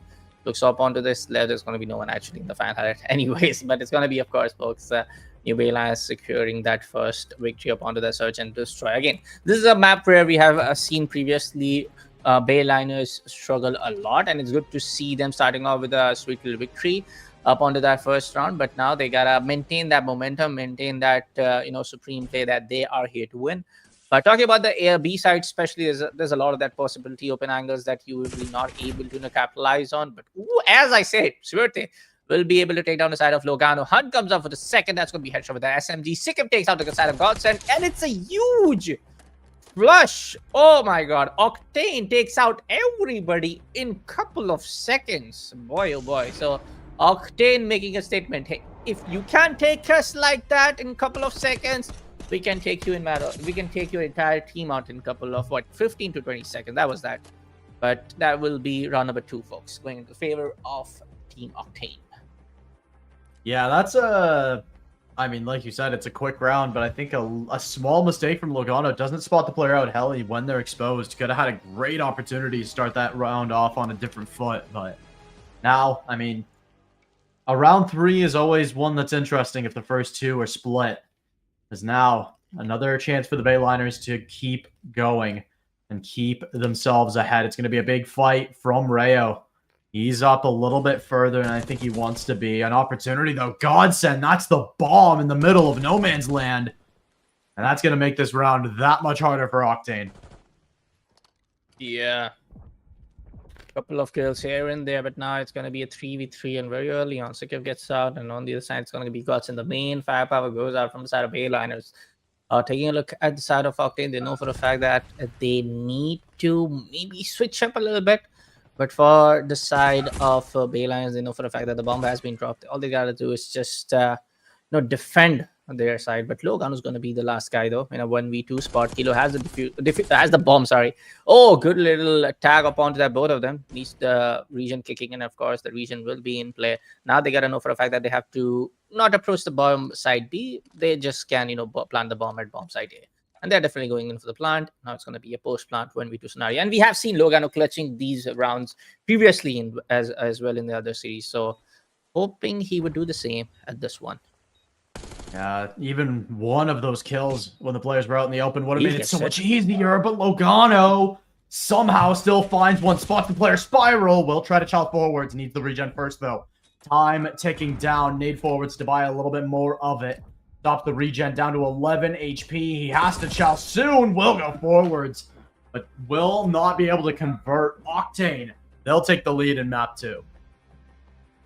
Oh boy, that was I would say slowly and steadily they are just getting there, I would say. For the side of Octane, for the side of New Bayliners, they know for a fact that Bayliners are just able to capitalize upon the sheer aggression of Logano, and that everybody in the team steps up. But for the side of Octane, they know for a fact that all they gotta do is just suppress down Godsend into Logano. Maybe they can they can win out this entire thing. But hey, that's my assumption for now, folks. But 2-1 for the side of Octane. They just need a couple of more to secure this victory up ahead on the map of Search and Destroy. Still, quick play down through this A side. Couple players for Bayliners. Looking to try to make something happen. Logano, who else opens up the site all by his lonesome? And that will be a huge piece for the retake. Does he spot the player? Looks like that's the case. Sikov, oh, that's a nice shot there. Yeah. Equalizes the numbers down to a 2v2. And this starts to get dicey. The Bayliners, they had a 4v2 advantage. It starts to peter out, but Rayo hits the alt route. Causes the heads to turn and the bodies to fall. Bayliners, they're tied right back up at 2. Yeah. For now, it does seems to like, both of the sides are, trying to maybe, I don't know how to say that, maybe experiment things a little bit here and there. Maybe just trying to, trying a little bit of different things around. Sometimes it's working, sometimes it's not. But for now, folks, of course, we did saw the side of Bayliners winning out the last round, and now it's going to be, a 2-2 score line. And anyone who gets the victory on this one will be the victory of the entire Search and Destroy map. So map number 2 will be going on to anyone's favors. So let's see whether it's going to be Bayliners or side of Octane. But now you do see the first kill actually coming off from the side of Bayliners. Now one of the angle definitely is there, and the bomb has been dropped. Ooh, that's going to be rare to take no side of Sword. The key on the other hand takes no side of Aiden. Now it's going to be 2v3. A couple of kills here and there. Rayo does have the information. He did definitely hear that guy onto that second floor, but he will be traded instead. Maybe a nade would have done the work, but he didn't have the utility right there. So a 1v2 now in a attacking situation for the side of Keo. Yeah, Keo's been the one that's been shooting really well on this map too. You're gonna have to come alive that little bit more. Let that AR sing. You have the time. You have the ability to try to grab the bomb. Rips Logano. That's a great start, but Top Grandma's is so hard to clear in the situation. You need to go soon. Time continues to tick down. Godsent will not be able to punish the cross. Shots found for Keo. Will buy them the space. No full kill found just yet, but Godsent has to go. They know it. They have to try to make something happen. They have to be the one on the timing. As still the timing there. Keo has to cancel the plant now. Has to re-go back to it. Does he have the time is the question. Godsent trying to hit the ult route. Is the timing there? Yes, just barely able to get that ball plant down, but just to run in the hands of Godsent. That'll be the round for the Bayliners. Oh, and also, boy, oh boy, it's going to be the side of Bayliners to secure this map number 2. Overall, I would say everybody actually performed in this particular Search and Destroy. It's not just that Logano and Godsend did their majority of the work, but for now, folks, apologies. It's going to be first to 6 rounds. I kind of got ahead of myself, but we have still a couple of rounds to go. All right. Thanks. Be especially interesting. I mean, it's been pretty quiet from the scoreboard of Octane so far this map. Outside of Keo, who had a great chance to put them ahead, couldn't quite do so. Bayliners now looking to extend that lead. They're going to go quickly to try to do so. Keo needs to stand firm. He's got a great spot to try to stop these players, but nothing in his sight line just yet. Logano has the chance to spot one top zip. And he'll be ripped again. Logano, they've got his number on map 2 a little bit more. Zayden will grab the trade on Desuerte. Still looking for more in this round as they'll make their way towards that B side, but the bomb still left behind. It's going to be up to Godsent to try to get there safely through all the crosshairs. Trying to make that cross happen. It's a huge distraction as Aiden and a kill from Rayo will open up the site. That should be the plant coming through. We're down to the 1v3. Hunt had a timing, will get one.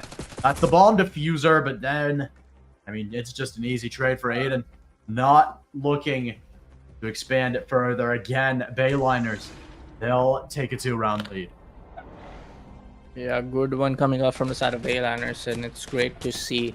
I mean, it's also for the side of Octane whenever they get that opportunity to, to just capitalize upon some of the mistakes, some of the minor mistakes happening from the side of Bayliners, they're able to do it. But to able to, just potentially get 2 kills back to back or a couple of kills back to back, they're able to, perform onto that trade game. So we did saw exactly the same happening on the hard point as well, but in Search and Destroy things are a bit different. You don't get the extra life. There's no respawn, so you gotta be very, very close to your teammates to play up on the trade. Everybody's stunned over here, folks. You gotta be careful, but we do see them rushing out to the side here, and definitely the plant is definitely going down. Swerte gets the first blood though. Logano coming all the way from the spiral gets one of the guys very lit. Aiden goes down. Now it's going to be a 4v2. Bayliners making sure Logano is going to be the last guy. We have seen them clutch, but now it's going to be now Octane to redeem themselves back in this particular round. 3-4 the scoreline now, folks. Yeah, still a lot of this S&D to go for either of these teams to go all the way. Still an opportunity for both of them to show their prowess. Yeah. But the Bayliners, that last round did not go how they were hoping. I mean, an A-side rush, they get the bomb down, and they just get completely flattened. There's now an opportunity on offense to try to make something happen. But it's going to be a tough situation. Tough one, but I'll take a little bit of that fall damage. Ooh, with that nade though. Risky affair. The more risk you take, it rewards you in the sweeter victory, and that is definitely the prime example of that. But for now, it's going to be a 3v3 now because we did saw a lot kill just right now, taking that 1 kill. Neb has definitely planted the bomb at a site. Now, this is the site where we have seen both of the teams actually prioritizing this one particularly. Of course, the other one is a very open one, and you got a lot of these angles to take care of, especially in your post-plan scenario.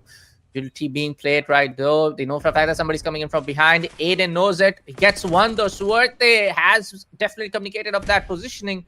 He gets stunned, but now in a 1v3 spot in a post-plan scenario, I'm not really sure it's gonna happen. Yeah, I think it's just try to keep your streak from here. Try to get your way a little bit closer with some kind of streak, but good one. It's going to get completely cleaned up by Logano. That will be map point available now for the Bayliners. One more round sets them up 2-0 in the series.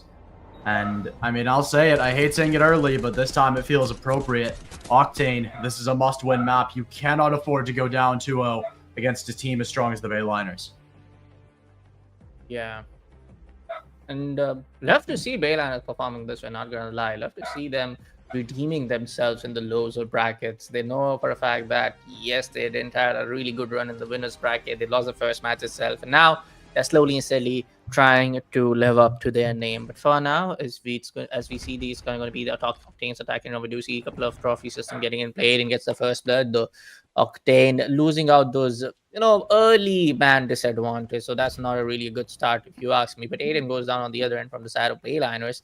One guy up on that side over there. So Ryo might get that information with the audio cue.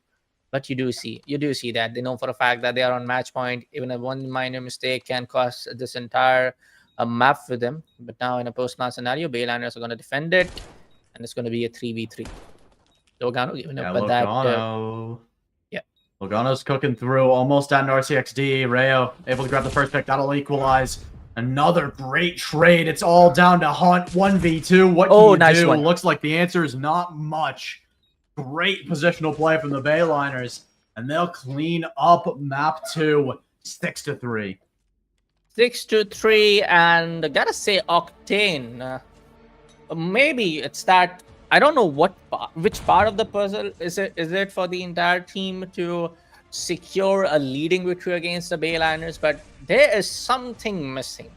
I don't know how to say it, but it looks like that communication is still not in play. I feel like it is. I could be completely wrong about it, folks, but it does seems like some of the trade games are.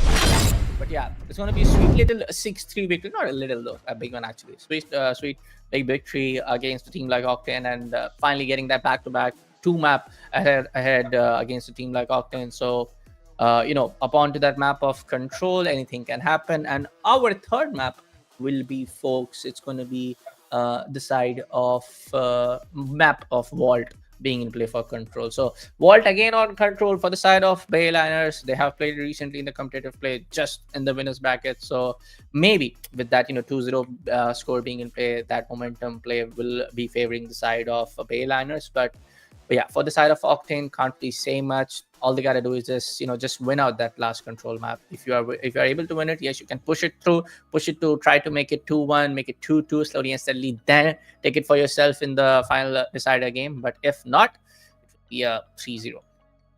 Yeah, I think especially Volt, it's interesting for control. I mean, the Bayliners, I was not a huge fan of how they played the Vault previously, so could be an opportunity for Octane to get back into it. Obviously, I'd love to see Bayliners learn from their mistakes in the previous map. I mean, they had a great chance. I mean, they even got around, but they just looked like they weren't fully there. They consistently were keeping even on lives. Their clock management was fine. I don't think it was anything otherworldly. They have the opportunity to make something happen, but it's got to be some kind of change from the side of Octane. I mean, like you said, the trades have just not really been coming through the way they need to, and especially on a mode like control. I mean, on offense, that's all you've got. You've got to trade through. You've got to get yourselves in. And if you're not able to, I mean, this is going to get over before it's done. It could potentially end up just getting spawn trapped if you're not careful, especially on a map like Vault. I mean, we didn't really see it come out in the first series, but it was pretty close in a couple instances. Yeah, sorry. But I also feel like on a map like Vault, anything can happen. There's a lot of that close open lobbies upon there on the map of like Vault. You have rotations going on. If you're able to just put up on that spawn try, especially if on the main lobby up onto that left mid lane, I think maybe Octane can shift it out for themselves. But again, it's the same play, man. For the side of New England Baylanders, they're in that momentum play. They'll be really, really confident with taking those gunfights. Even if they are able to lose out in the early stages of the game, they are much confident that they can definitely clutch it out in the later stages of the game. So can't really say much. We just gotta wait and watch for now. Yeah, looks like they're taking a little longer to start up map 3. So we're going to head to a quick break, but we'll be back very, very soon. So don't go anywhere. We'll be back with map 3.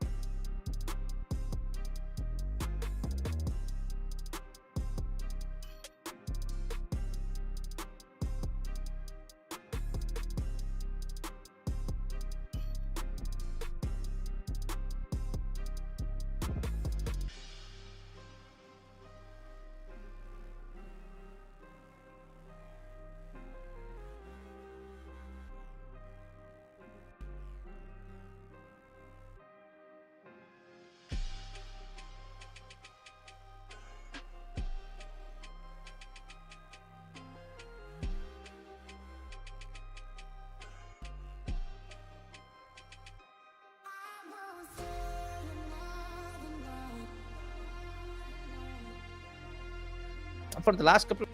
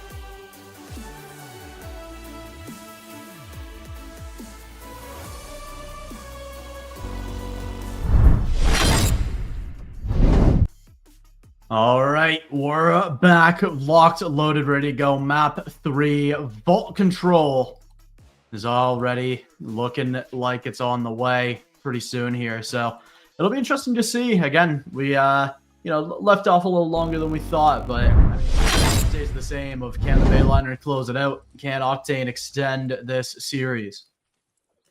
Yeah, and this is something that it's not looking very good for the side of Octane now on the map of on the mode of control, especially on a map like Vault. You have a lot of these chances where you can flush out your enemy opponent, try to pinch them up here and there, put up your spawn traps. But I don't know how Bayliners have actually played in the last 2 matches.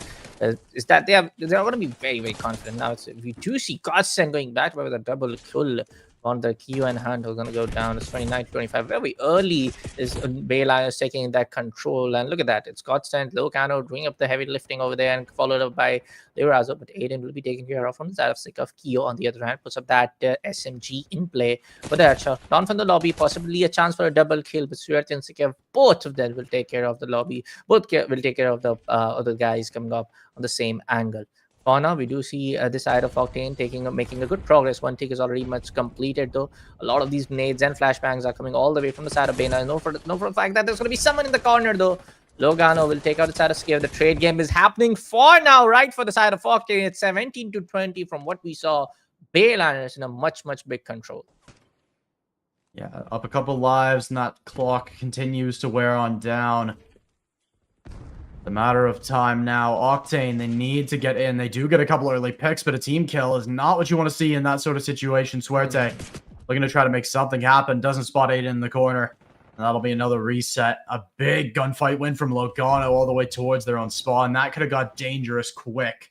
But one trade on the point is just not enough. Octane, they need more. Still down 6 lives. A B site looks like an impossibility. Just trying to get ticks from here. Aiden will be picked up by Suerte still.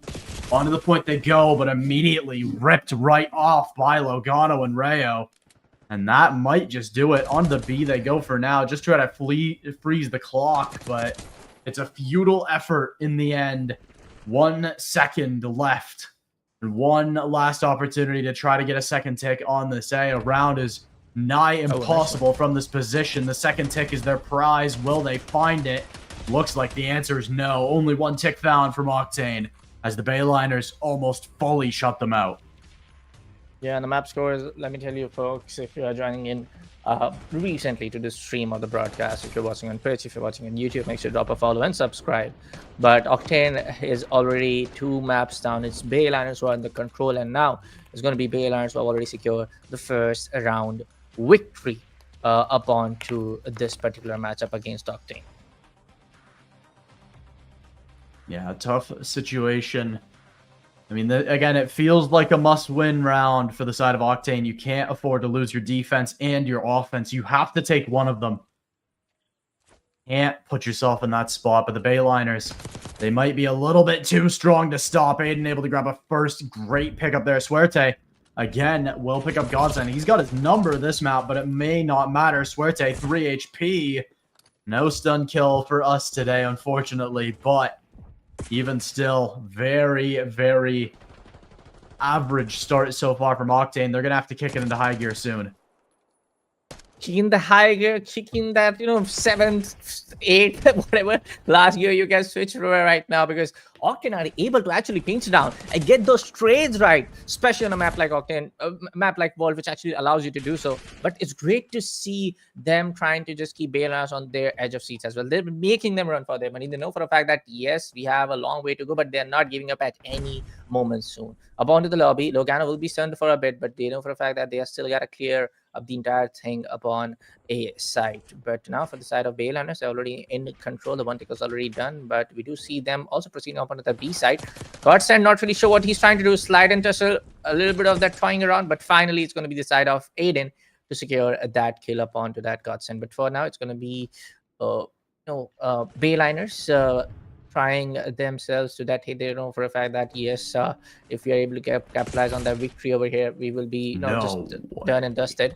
But Logano 12-6 and Godsend 10-8 upon that same spot. Not really good scoreline looking all the way from the side of Octane. I'm not gonna lie, I saw some illegal activities on the mini-map there. Logano flicking onto Sikkim. And that's a tough one, especially with this round already not going your way. Down 5 lives. They have to play for the clock. They cannot afford to play for lives from this position. You have to go now and try to hold them off. They're doing a good job so far, but it's a long route on towards this B side. Will freeze the clock just now, force a response. Meanwhile, you're picking at the backs. Hunt able to still sniff out Godsent. 1 tick found here, but the issue is you're splitting your progress. If you can't finish off either of them, you're going to end up on the outside, but 3 kills in a row. Make that the 4 down, and they can take the pick of the litter for whatever hill they so desire. On to both of them now. Will prioritize that A side. They need the timer extension. Still 1 last chance. If they can get a 4 down, Octane can still bleed out the clock, but with only 4 lives left, it's a nigh impossibility. And it looks like Octane, at least in the second round, will fall to the might of the Bayliners.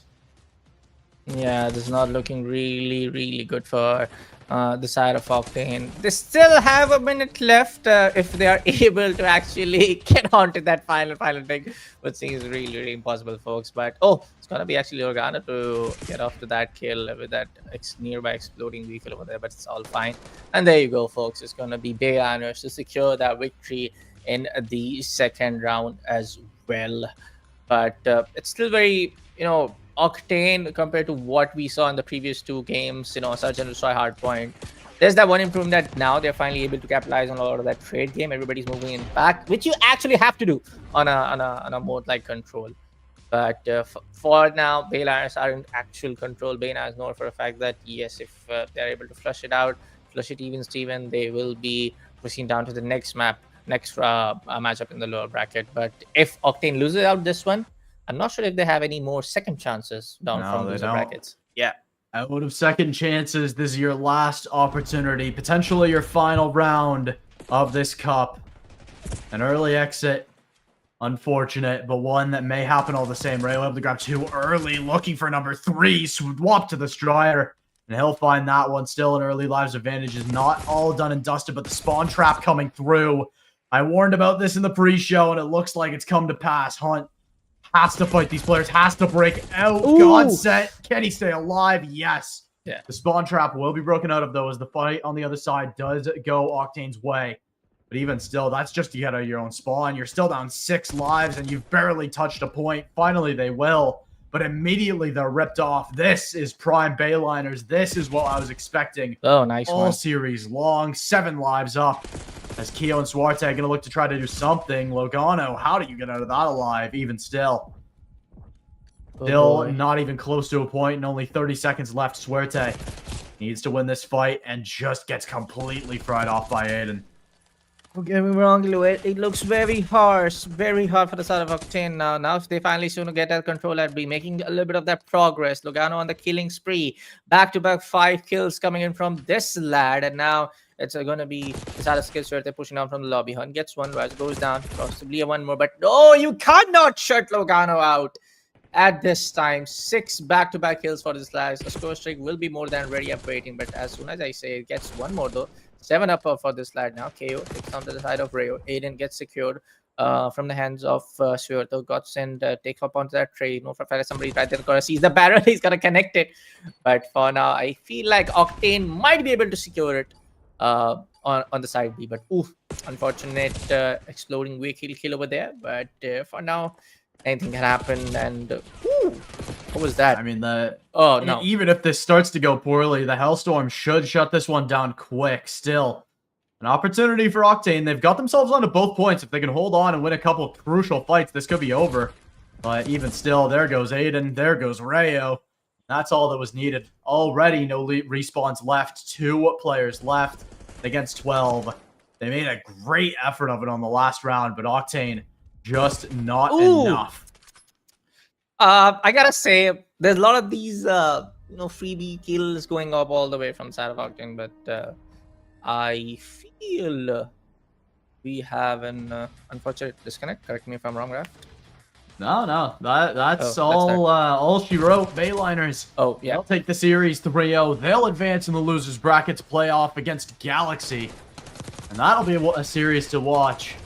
Plenty more Call of Duty to go, as one team so far has punched their ticket the championship Sunday. That's Atlantis, surprisingly, as the series between Omit and Unreal Nightmare is still underway. We'll be sure to keep you all posted on how those are going, as well as what series we've got to do next. Yeah, but for now, what a great victory coming up from the side of New England Bayliners. They needed this actual victory, not gonna lie. They needed this.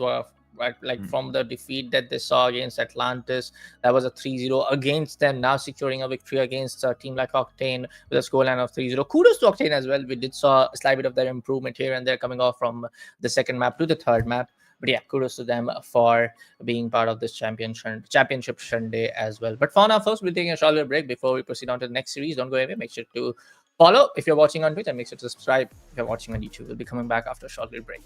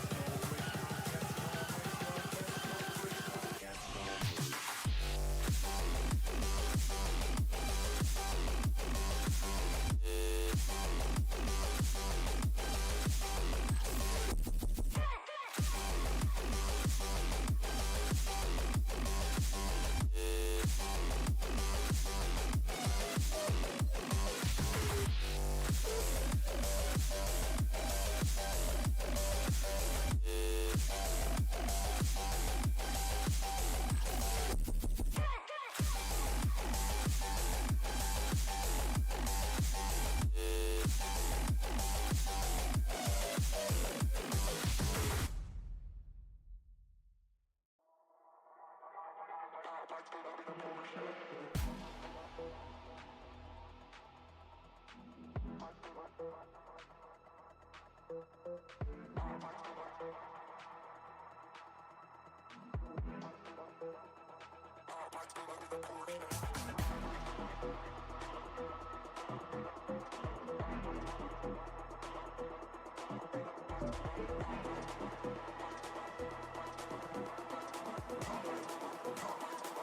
might pull up in a Porsche.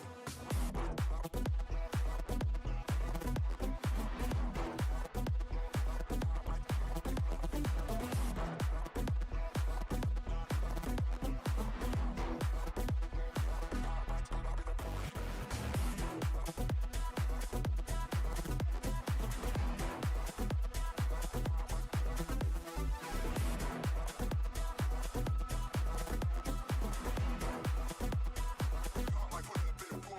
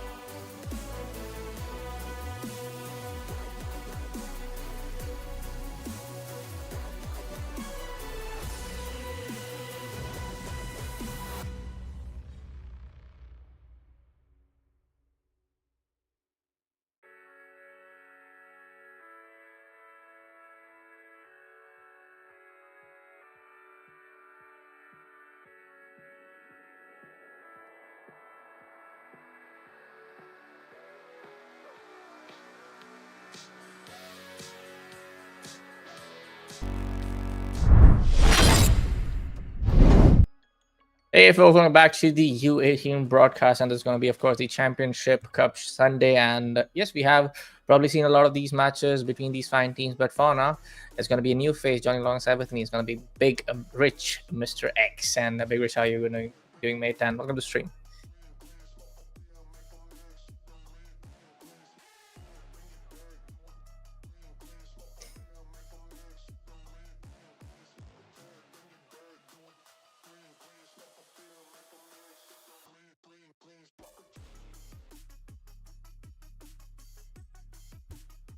But yeah. But I guess as soon as Big Rich will be, making sure all of the troubleshoot is done, we will be jumping down to the game because the lobby is already done and waiting. But for now, folks, let me tell you, all the maps is going to look like this. On map number 1, we're going to go to Proto. And like for the next 3 maps, we're going to play Proto. And if it goes on to map number 4, map number 5, it's going to be Hashi and Rebite. So yes, hard point it is for the first map, search and destroy on Proto, control on Proto. So if any of these teams love to dominate on Proto, this will be done before you even see a new map. But for the first couple of kills, we're going to see the side of Houston Spartans to be on the leading end. And now we do see a couple of kills coming from Mark Hill and Dushuni as well. Solid start for Houston as they grab the first couple of points. Are we getting my audio, Riff? Yes, Algi, go ahead. Wonderful. Just wanted to double check before I started going on an absolute tear, yapping away to nobody. Either way, an intense matchup starting on the protocol. One of my more favorite maps in Black Ops 6, mainly because of the verticality it offers. We didn't get to talk too much beforehand. We're just jumping right in the action because we know y'all have been waiting a while. So, without any further ado, we're getting this matchup underway. The P1 came and went, and now both these teams trying to vie for control of this P2 bullet. Yeah, we do see a couple of kills coming out from the side of Tishuni, making sure that nobody comes from the same angle. But now he will be taking care of that. That actually was a flank. Yeah, it could be a flank. But SN Dompradon is going to take care of Miskra and double kill for the same lad. So is going to line up and headshot. And a lot of these players are actually going to prefer SMG because this is a map where you actually, apart from this particular angle, a lot of angles are definitely favoring up the SMG side. So yes, but for now on the other end, if you talk about the points, Chaos is going to be up already ahead a lot. Houston Spartan trying their level best to flush out the entire team, but Wazy, I wasn't expecting that. That was a freebie right there. But upon that Spire hallway, it's going to be Satsito making sure that nobody's up right there. Spots one, push up that flash. It's going to be a stun, but going to switch out to his secondary, making sure he lands that shot, and he finally will be able to. A really solid P2 and P3 transition for Chaos as they're able to stack kills, stack bodies, and stack streaks. Twos a crowd with Chaos grabbing 4-2-2 on the streak board. Markel going to work at 9 and 5 already. Which call? Taking it as well. A beautiful start for Chaos as they continue here in our first set of rotations. This P3 to P4, though, is going to be critical. If they can stack this, they are going to put Houston Spartans in the dirt and in the ground early. They are already up by close to 50, and it's not looking too good, but a 3-piece could be the saving point that Houston needed as they get the squad wipe and full control of the P4. Just to remind you, folks, this is the losers bracket round 2 matchup. Chaos was not able to secure up a victory against Slane, and that was a map scoreline with 1-3 where Chaos won against that of Slane in the loser bracket round 1, and the Houston Spartan was able to secure a victory against Conflicted. And again, Slane is out of this championship Sunday, but Houston and Chaos continue their run to make the fight for the survival up here in this tournament. For now, we do see a couple of kills coming off from the side of Mark and Tushuni all the way. The Jackals are being supremely utilized from both sides. Slap gets a double before he gets set down from the side of Maykill. On the other side, Mascara is going to pass up to the main lobby, bring up to the fountain area, making sure that there's nobody up there alive. Putting up tossing a flashbang, going on to the first floor. If the possible angle could be made, but Critical will be more than ready. Puts away the side of Mascara with a headshot. And Chaos not necessarily getting the lead they wanted out of that P4. It was that early opening break from the Spartans that kept them in this one. They were only able to get about 30 on the P4, so it's still Chaos's match to lose. Houston Spartans on their rotations into our next set of hills. As unfortunately for Massacre, they are getting massacred at a 3-13. Ascent not doing too hot either, but if you're only dropping 3 kills on your first rotation, something ain't clicking, something ain't right. You at least have 20 seconds or so on hill, but my goodness, Quitical and Markel going to work and absolutely murking nice peeps through and through in the spawn. Suni just taunting him at this point, and it's just a beautiful all-around damn, matchup nice for one. Chaos.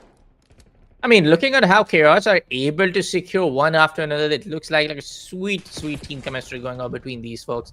Everybody knows for a fact that where's the last guy coming up from the side of Houston Spartan. If Masker is able to take down Mark Hill, it's going to be CT Fraud to, up on their trade game, just being the second guy to support that frag. So I love to see a team coordinating like this, but again, Chaos is going to be the team to, I guess, reach on to that 150 pointer as soon as possible. The first team to do it though, but Beach is going to be the point where the entire team is going to reposition themselves. But apart from Weezy, Slap, I also count the side of Ace and Mascara is only able to secure 5 kills back, but that we saw in the previous trade game right there. But look at the side of Chaos, is everybody just going bonkers. 18 frags coming out of the city kill. Mark Hill is already at 18, combined with Suni and what JC are able to do.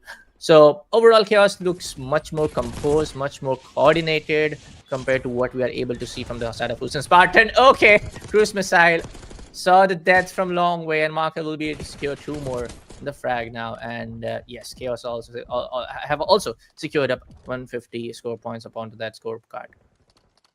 Not an ideal start for their series. Houston Spartans struggling here. It's Massacre, who is unfortunately being the real sore spot in the kill feed. He's got the second most time on the squad at 35, so he's at least contributing something for the Houston Spartans. But when you just stack that up against the overall slaying power of Chaos and just the Gunny going to work here, Ascent able to get a nice 2-piece to keep it in control for the moment, but Markel just too quick. JC on the 20 bomb, Quitical on the 20 bomb. Suni is the only one going negative, but they have over a minute hill time. So again, you see people slaying out, and the people who aren't are going to be your hill kitten. So it's a fairly standard hard point in terms of that regard, but it's Chaos's match to lose as they look to take Houston Spartans to the 100-point club.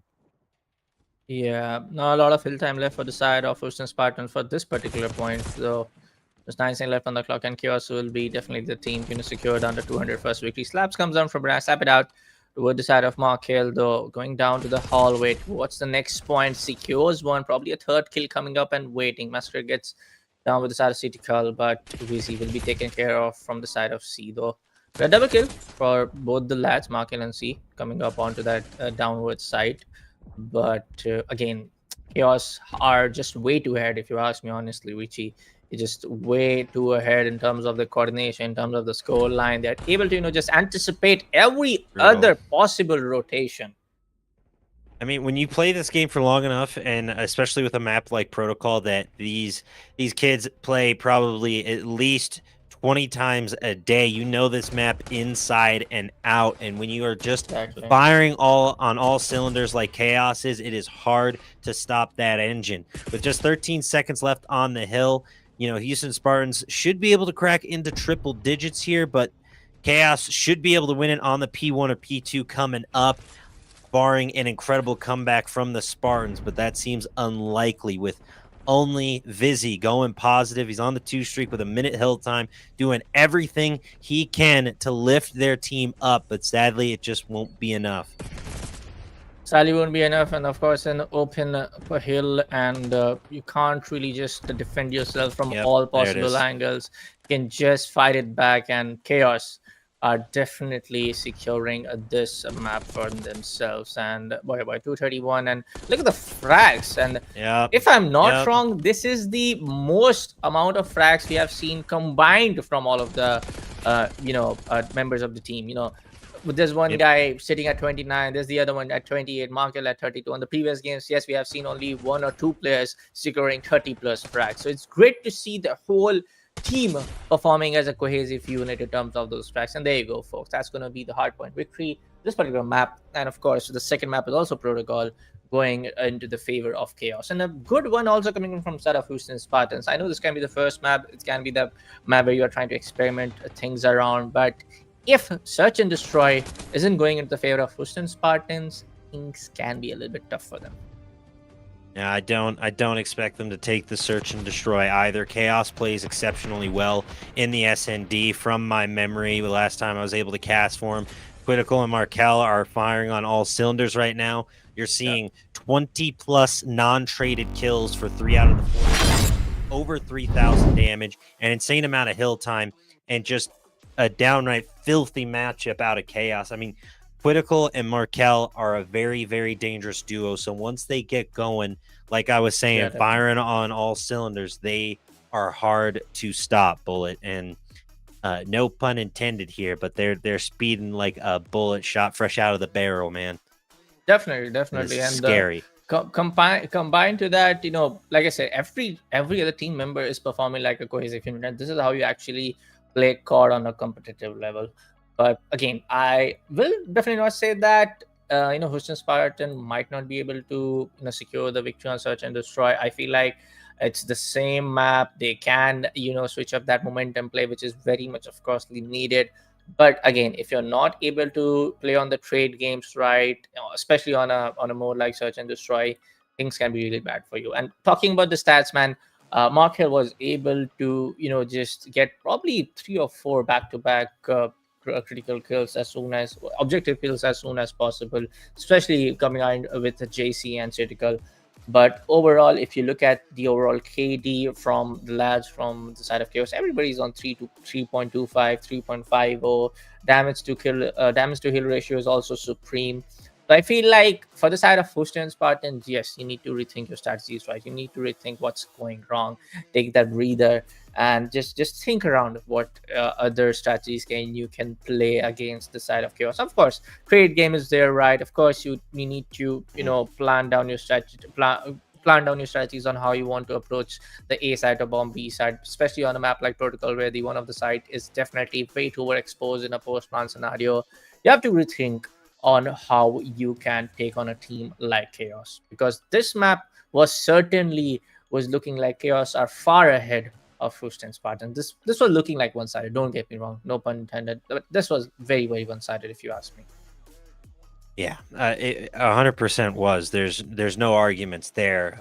Again, when you pick Protocol back to back to back, you have to expect the team who picked it first to annihilate on it. And I believe that was Chaos, if my memory serves me right, from the vetoes. I mean, the main thing that I think Houston Spartans have to do, and they've been in the scene for a while, they've been in U18 and a bunch of the other amateur leagues that I've casted for, same with Chaos, so both have somewhat of a storied history in the amateur scene. But I'm getting off track here a bit. On the point of Protocol, you have to control the pace of the matchup. You cannot allow Markel and Quitical to start firing off. If you can take either one of them down, you may be able to sort of mess up their feng shui a bit. If they go down early, they might start getting tilted. They might just, make a mistake here or two, and you have to exploit that if you're the Spartans, because if they start stacking rounds, stacking kills, getting kill streaks, it's going to be a nightmare for the Spartans. Yeah, from what I was able to catch up from the last matchup of Houston Spartan, maybe that was for a league matchup coming up from the side U18. All of these lads have great clutch potential. All of these lads have clutch 1v3s, 1v2s like crazy. Even top position teams in the league and the cup. So for the side of Houston Spartans, the best play scenario is to that just capitalize on every other pick that you can get, especially on Search and Destroy, whether you have no respawns coming in, whether you have no more second chances coming in. For the first 6 will take home the victory. So only the possible thing is that Houston Spartan just secured this particular victory on map number. Yeah, I mean, I understand entirely. Like, the main thing that I often see, at least in comp matches, is, and especially with Black Ops 6, is the time to kill is so quick. The TTK can catch people off guard, and it varies Call of Duty to Call of Duty, and guns vary and guns switch. But with Black Ops 6, the Omni movement system and just how fast people can go down in the game, trying to clutch a 1v2 or even a 1v3 in search and destroy is incredibly difficult, especially if you're going up against, if you're playing in comp or ranked, because if these players, which obviously they are, I've just been playing a lot of pubs and getting tilted at my teammates who don't do this. If they are giving out good comms, good call outs, they know the second you start firing, the second a player goes down, they're going to call you out instantly. And now you're on the move. Now you start to panic. The second that first shot is fired, you have to be thinking 5 moves ahead. It's search and destroy is my bread, my butter, my sugar, my cream, my everything when it comes to casting. It's a cornerstone of the competitive Call of Duty scene, and I love it so much because each and every round is different and offers a new look, a new perspective. Hopefully, we get a bit more of a thriller in the search and destroy than the hard point, but I'm not holding my breath. The Spartans were absolutely torn asunder. It wasn't Leonidas and the Mighty 300, unfortunately, that they needed. Yeah, I'm certainly being optimistic. I'm certainly being that, Houston Spartan needs to get this, but the way how Chaos played it in Hardpoint, they made it look effortless. They made it look like, yes, they are way too ahead of what Houston Spartans are thinking of. Like you rightly said, man, search and destroy, you have to, I would say in any kind of like a competitive shooter, you have to think of what your opponent is trying to counter you out with. If there's a bullet getting fired, if there's a man going down, you have to definitely communicate with your teammate, definitely exact angle where the next guy can be upon. So trade game is there, team chemistry is going to be there, coordination is going to be there. But for now, folks, we are jumping down. Search and destroy. Chaos is going to be on the attacking side for the first round. And we are off to the races, as I believe everyone is purple. So a bit of a mix-up in the back end, but not an issue, folks. We're going to be just fine as Chaos, currently in a 2v1 slap in a very dangerous situation. Either way, it's all purple. It's all good, folks. We are vibing out. I really am annoyed with Call of Duty. They took the swap teams features out, because then this would be completely avoided if that still existed. But that's just life sometimes. We still got teams on the right side. Either way, Suni and JC with a fairly easy defense here. We'll see what Slap can do, Bullet. For now, it's going to be a really tough call, man. He has no utilities right now. There's no flashbangs and stuff. So, yes, it's going to be really hard for him, and that's going to be Chaos to take up the first round for himself. And that was a quick one indeed. Chaos, they lost 2 bodies right, and the other lad was able, like Suni, was able to secure 2 back-to-back. Of course, this was the 3rd one coming up. So, again, the way I was trying to say that everybody has a great potential is at the same point. Chaos, everybody from the side of Chaos are huge on firepower, are huge in winning and initiating and winning those gunfights, importantly. So this is what Houston Spartan needs to think and counter it apart. And if not, things are going to be a little bit different. But now, as the sides get changed, it's going to be Houston Spartan to be on the attacking side, and Massacre has bomb. They're trying to quickly approach the side of side A, but that's going to be more than 2 players, be more than ready. Quick slap kills, and it's going to be a quick 3v2 in the favor of Houston Spartans for now. And this is what Houston Spartans needed. They needed to get that man advantage early. Now Markel and JC at a disadvantage. Bomb is down in bunker, which makes it very difficult to retake. JC is caught out in a bit of a tough predicament. We'll see if he can escape on the outside of bunker. In fact, gets the headshot on Massacre as Slap takes down Markel. Now a 1v2. JC on the outside, eats some shots, drop to 24, stays up somehow. And the Omni movement coming in clutch for JC is able to escape. Slap goes down. JC with the shots. He's 3-0. Vizzy trying to get something going, but I don't think it's going to happen. JC looking too clean, lean, and mean, but unfortunately does not have enough time to defuse. He's going to get caught by Vizzy here. Still on the gun though, but he knew for a fact that he doesn't have enough time, and that was a close defense. one. That was a close one though, and that you needed that, especially for the side of Houston. You definitely needed that one to keep things tied, but this is perfectly played by Vizzy here. He realizes bomb is down. It's a 1v1. He needs to stay up long enough so there's not enough time to defuse, so he just backs away, forcing JC to the bomb. And now Vizzy gets the quick pick and gets the round for the Spartans. As we go into round 3, we'll see if it's another aggressive A push or will teams switch it up. A is going to be the popular site throughout this matchup, but expect a B push every now and again. I think that's what we're seeing here. Yeah, couple of kills though, making it look like a 3v3, and this is what I wanted to see. Somebody going down from Chaos, somebody going down from the side of Houston Business. Somebody needs to definitely go down from the side of Chaos as well. 2v3 now. Secret also goes down. Market also goes out. Lovely way to re-strategize yourself and get those kills ongoing. And Houston, for the first time, I would say, let's count it up with the hard point itself. For the first time, the series takes up that round lead per se, I would say. But it's a good way to just recompose yourself and try to think of different scenarios. But kudos to the side of Slaps securing 3 kills in this round and definitely paving the way for the side of Houston Spartans to lead up to that victory. But hey, we have still a long way to go. They still have a long road to go. They still have a lot of things to take care of before they can secure the victory in this search and destroy. Markel here at 0-3, not the start they were looking for, and that is what Houston Spartans need to keep tamping on. You need to keep Markel down, and just as I start saying that, he grabs a 2-piece to open up the round. Massacre is going to be able to take him out to at least get the trade, but it's a 3v2 early in favor of Chaos as Vizzy rotating up top. Massacre the bomb carrier, unfortunately going down to JC, and now a 1v3. Vizzy all alone, wants to try and protect that 4 streak, or do you try to go for the win?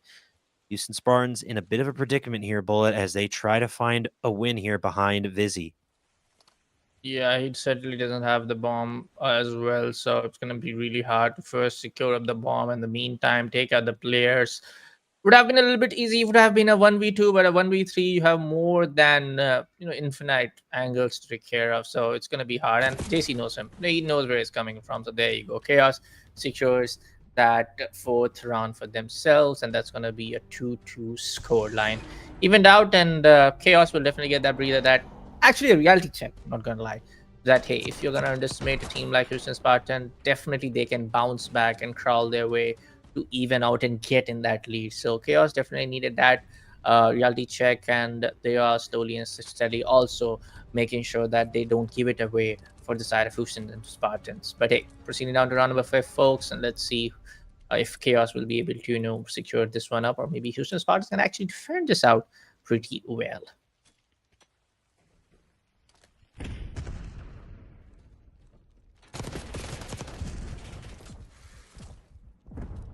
Sorry to say, Rich, I guess we are not getting your audio. And boy, oh boy, it's going to be a 4v4 now. Busy with the first blood. Now it's going to be a 1 more kill for this particular lad. But soon he has the bomb. Ooh! Massacre not stopping anytime soon, folks. 2v2 now. Somebody slides down with the bomb, and that's going to be none other than Markel to shut down the side of Massacre. Wheezy takes down the side of Markel. And now it's going to be a 1v1 with the 2 fine firepower supreme. So this is going to be a fun to watch, folks.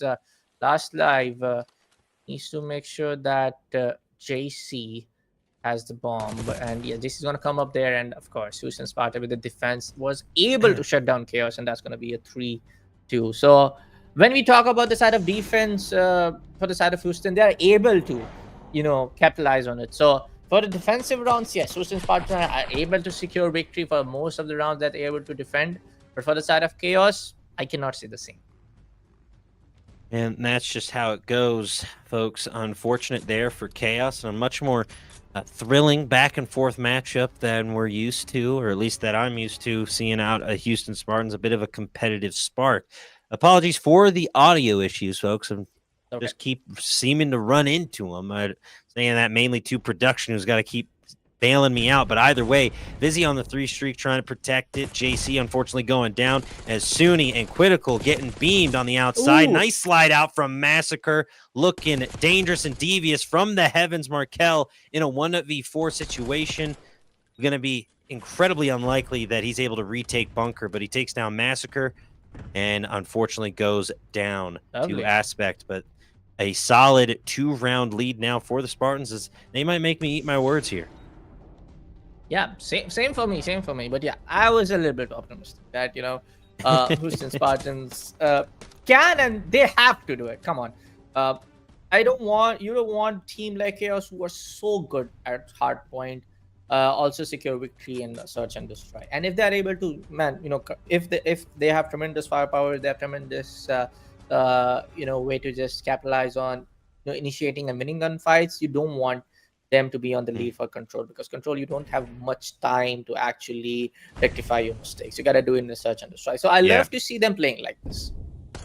It's really enjoyable to watch. We got the best seats in the house in the casting booth, so we'll see if that can continue. JC with the first blood on Slap as Houston Spartans find themselves down a man early. Vizzy on a big flank looking for something, but unfortunately not finding anything. Everybody seems to have wrapped down towards Alpha. Bomb going down. Suni checking corners. Massacre takes down Markel. Critical on the head glitch, and it's just all sorts of pandemonium on Alpha.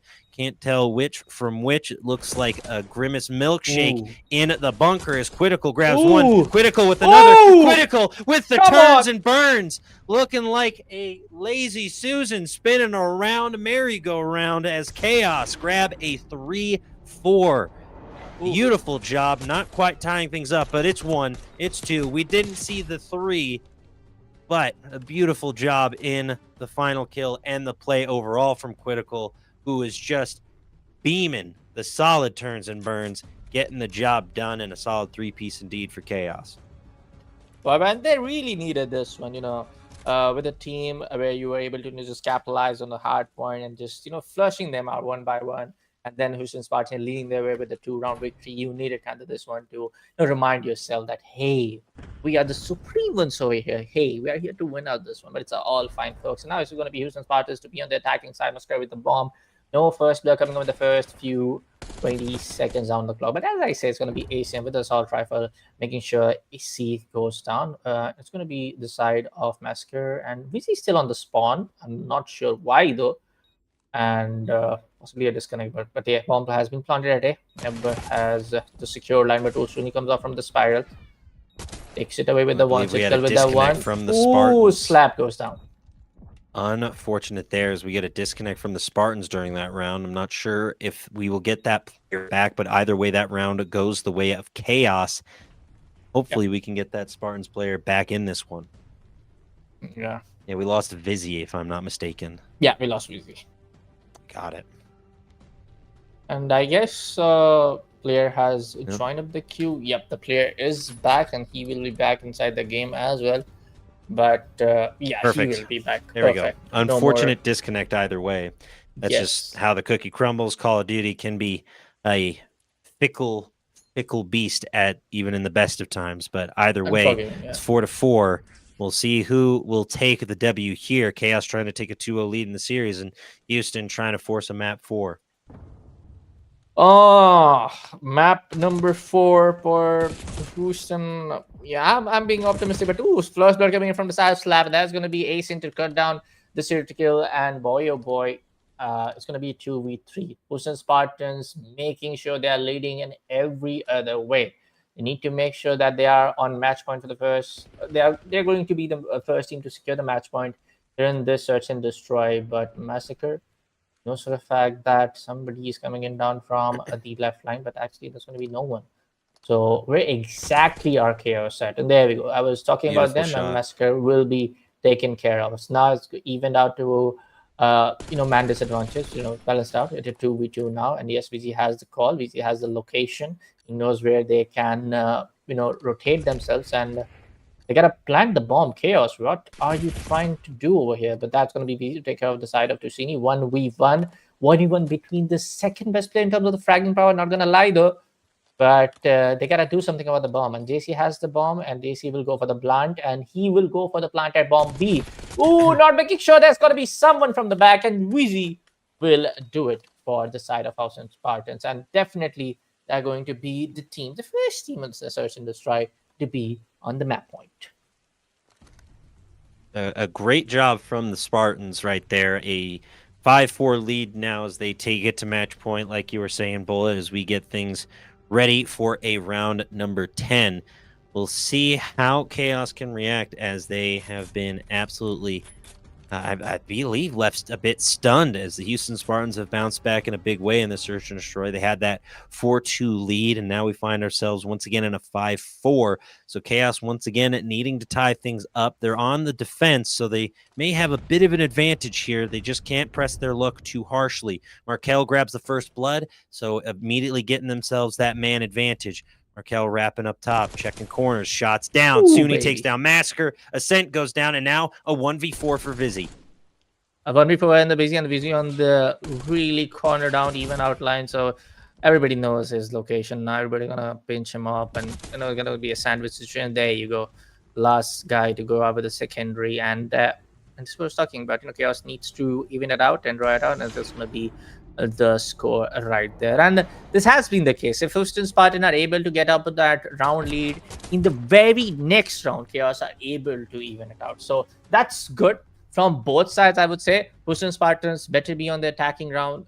They are able to win most of the defensive round for themselves. So as this time around, Houston and Spartans are still attacking, maybe Chaos can win it out from their side. So it can be anyone's game. A great job from Chaos to stay alive and keep the ice in their veins for at least a little bit longer. It's going to be a rush up top. They were expecting the A push, but it's not coming. They're going to try to go to B. Vizzy up top in the back. No one going down just yet, but the first blood from Slap takes down Markel. Suni on the outside trying to get the trade. JC takes down Massacre. It's a 2v3 early. Suni with Slap as JC takes down Massacre. It's a 2v2 once again. Ascent and Vizzy now trying to clutch it up, but it's going to be a dangerous 2v2 here to decide the fate of this map. Suni up top looking for something. Vizzy way in the back trying to rotate Lighthouse.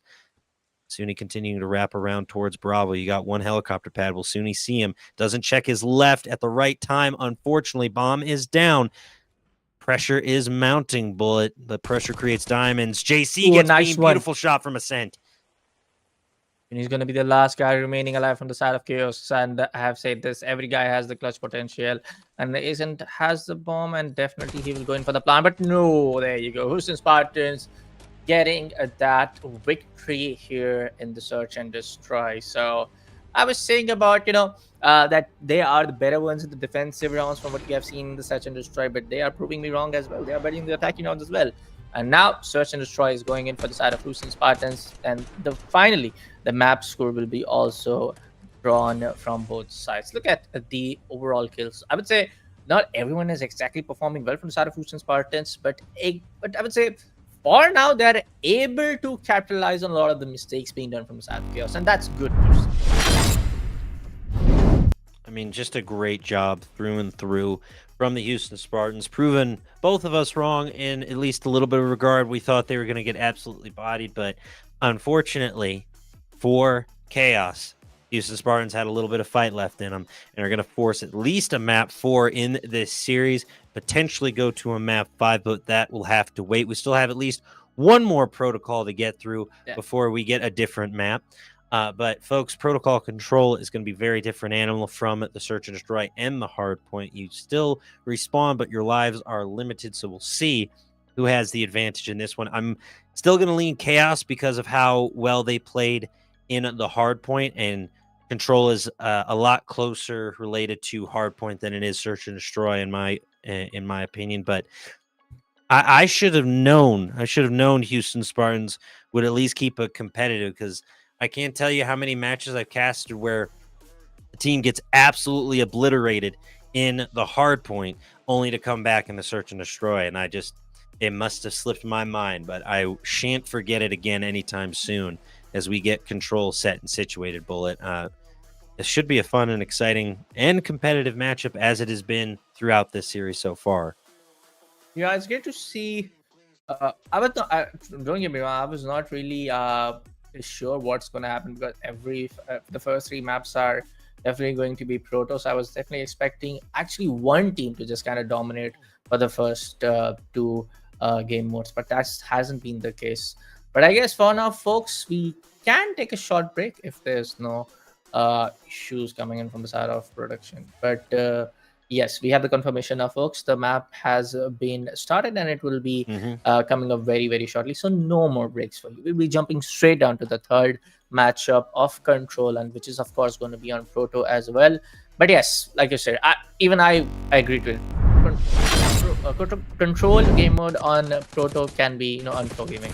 But hey, as we are into the lobby, the match has already been started. A couple of kills have been already exchanged. 22-21. Houston Spartans actually pushing and making Chaos run for their money. Giving them a run for their money indeed. Suni, Markel, JC, and Co, though, just wiping the map and wiping the board. A squad wipe like that secures Alpha. They're already halfway through the first progress bar on B. As Critical holds here, Slap gets a TK. So as close as Houston was keeping it, Chaos just absolutely obliterates them in and around Bravo. Now 20-13, and it is not looking good. The Spartans getting, for lack of a better term, massacred here, as it's going to be a stack up on Bravo, and one of the fastest attack rounds I've ever seen. Massacre Oh my and God. Slap somehow get something, but it's not enough. Chaos with one of the fastest attack rounds I've ever seen on a protocol. A truly incredible effort from Chaos here. Oh boy, they really are upset from that defeat that they got on Search and Destroy. They are really, really angry about it. Trust me, it is definitely showing in their gameplay. They are just dropping bodies on the floor like it's anything. So gotta give it up for the side of Chaos. And actually, this is one of the quickest I have also seen him for the entirety of this particular broadcast and a couple of other broadcasts I have done for U18 car championship, and it has to be one of the fastest fastest attacking victories coming out from the side of Chaos. But for now, House and Spartan needs to make sure that they are able to recapitalize, rethink, and kind of readapt to all of the strategies coming in from the side of Chaos. But few freebies, ooh, slap with that knives out. And yes, we do see the side of Chaos moving their way towards the B control. A really solid job through and through from Chaos in their respawn modes. Their search and destroy needs a little bit of work, but right now we got to focus on the control. Chaos now on the defensive side of things. So again, this is a very defense heavy mode, as Critical with the Strider 22 takes it in stride with a nice little two-piece. Massacre on the high ground, trying to take him down, and I think Critical is playing with his food a little bit as they lock down on defense. Houston Spartans doing a great job of keeping it close in lives. It's only 24-22, but their progress is minimal. We'll see if they can get any more on Alpha. Let's see, man. They are able to, just get closer to all of the lives remaining, all of the chances that they have. But look at the side of Mac. He gets the side of Massacre. 4 JC is just right there to back him up. But no, it's going to be Slap and Ace to slap JC and Mac out of this particular spawn. But there you go. You do see the side A getting loosened out, and Chaos have already secured the side A. So yes, everybody has to reposition themselves towards the B side. It's going to be towards the downside. Of course, you can have the vertical advantage if you are able to capitalize on some of the angles, but I'm not really sure on how Houston Spartans are planning to do it. So A really, really incredible job from the Houston Spartans as they bounce back on the attack, surprisingly enough, able to slow down that crazy first round out of Chaos and even take the lead in lives on the attack as Slap here just poking them in their spawn. They secure Alpha. Now they work on over to Bravo. Suni with the shots, trying to stay up, looking and shooting, trying to stay alive, but Slap continues to cause problems in Chaos's spawn as they can't seem to punch through. Bravo slowly being captured now as the Houston Spartans look to keep it in their grasp as Vizzy rotates in and around. He's going to run into Suni and Critical, and that's a three-piece in the feed for Chaos. 3 piece in the feed, 8 to 9 now. Asen goes out. Possibly a Massacre and Vizzy can turn things around as they are proceeding down to the hallway and making sure there's going to be no one upon the same one. But no, Acer with his SMG shows to sneak back to respawn. A little bit of no Slap. Come on. Come on. Can't do it right now. This was just 6 to 5. But anyways, that's done and dusted. So respawns are getting up on there 5 to 5. And it's really, really crucial for both of them, folks. Flashbangs being given away. Markel knows that there's going to be someone. Only movement, not really in the play though. But oof, it's going to be Asen to get slapped around the back with a headshot. Markel with the double slap master. Both goes out. It's going to be 5 to 2. Beautiful, beautiful job from Chaos as they weather the storm that the Spartans are casting down upon them. And now Ascent going down. Vizzy once again all alone. It's a 1v4, just like the Search and Destroy. You need to get to Bravo somehow, some way, but it's in no man's land. Beam and Critical, 7 seconds left on the clock. He dives out the window, now trying to make his way, but unfortunately gets picked apart, and Chaos just one round away from taking a 2-0 series lead. 2-0 series lead, and possibly I have a good feeling. Don't get me wrong. This might be on the map of control where they can actually sweep out the side of Houston Spartans in a 3-over-3. I have a feeling because the way they are able to just flush out Houston Spartans one after another, just I don't know. It's my gut feeling. I could be wrong, and I want Houston Spartans to prove me wrong. Only time will tell if they can prove you wrong and prove us wrong yet again. They have that underdog mentality throughout this series, it would seem, and they won a close and hotly contested 6-5 search and destroy. Massacre rotating up early as Slap grabs the first blood as they try to defend Alpha. They do not want to get eviscerated like they were in the first round. Things seem to have calmed down on both sides as they try to keep lives close, but again, once Markel and Critical start going, it's hard to stop them. So we'll see who really holds the momentum in their hands here as Chaos with a 2-0 lead. Houston Spartans fighting to stay alive in this one, Bullet.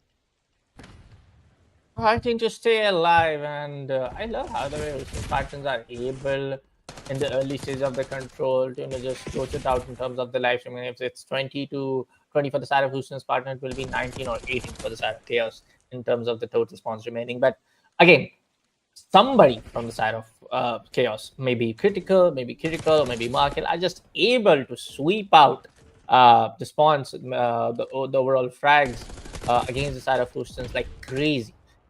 Possibly in the mid sections of the round, maybe possibly in the later stages of the round, they are able to do it. And possibly that's the missing puzzle from the side of Houston Spartans. They are able to capitalize a lot of mistakes being done from the side of Chaos, especially in the early stages of the round, but they're not able to clearly maintain it overall on the map of control. And there we go, out making progress at A. Chaos have already locked in 2 ticks at site A, and they also have secured a point A successfully. Now for the side of Houston Spartans, CS is going to be a right move to secure side B, but I don't see that happening in either way.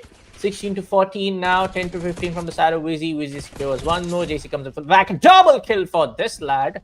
A great one. Big double kill for Vizzy there. Prevents the spawn trap, prevents being pressured early. Suni trying to get out of there. Bravo needs to be capped. You need to stop that clock, and Suni holding on top as Critical and Markel start going to work in the mid lane. Unfortunately, Suni going down from the shots in Lighthouse as Critical continues to just apply pressure to spawn. As minimal as it may be, you still have that worry and time difference that Houston Spartans got to deal with because you're just worried about Critical in the mid lane. Slap holding in that mid lane. Suni takes down Vizzy. They stack up on Bravo just like that. Grab the first progress bar and want some more. The slide out from Critical, trying to get the turn and burn. Second progress bar filled. Houston Spartans need to get on hill. They only have 3 lives remaining and they can't contest in time. Chaos with a 3-0 as we go back to the hard point and we finally get a new map, Bullet. Finally we'll be able to see a new map in this series, and let me remind you folks, it's a map point, actually an overall series point coming out for the side of Chaos. It's a 2-1 in the overall map score, so case it can be the side of Chaos to kind of like regain the control back in the hard point, because we have seen what Chaos did to Houston Spartans on the hard point scenario. So it can be the similar thing, or maybe it can be vice versa strategies coming out from the side of Houston Spartans. But I was expecting again Houston Spartans to even it out on the side of control, but not really sure. I can't really say much more, man. I'm definitely getting out of words too. For the side of Houston Spartans, they're able to get in those kills, capitalize on a lot of mistakes, fill the gaps, stay liquid at the early stages of the round, whether it's be hard point, whether it's be control. But as soon as claws get in their mind zone that hey, we are losing bodies, we gotta we gotta stay patient, we gotta just take back the control. Boom, boom, boom, bodies on the floor. I don't see Houston anywhere then. Yeah, an unfortunate set of circumstances for Houston. Their respawn modes are just not their game.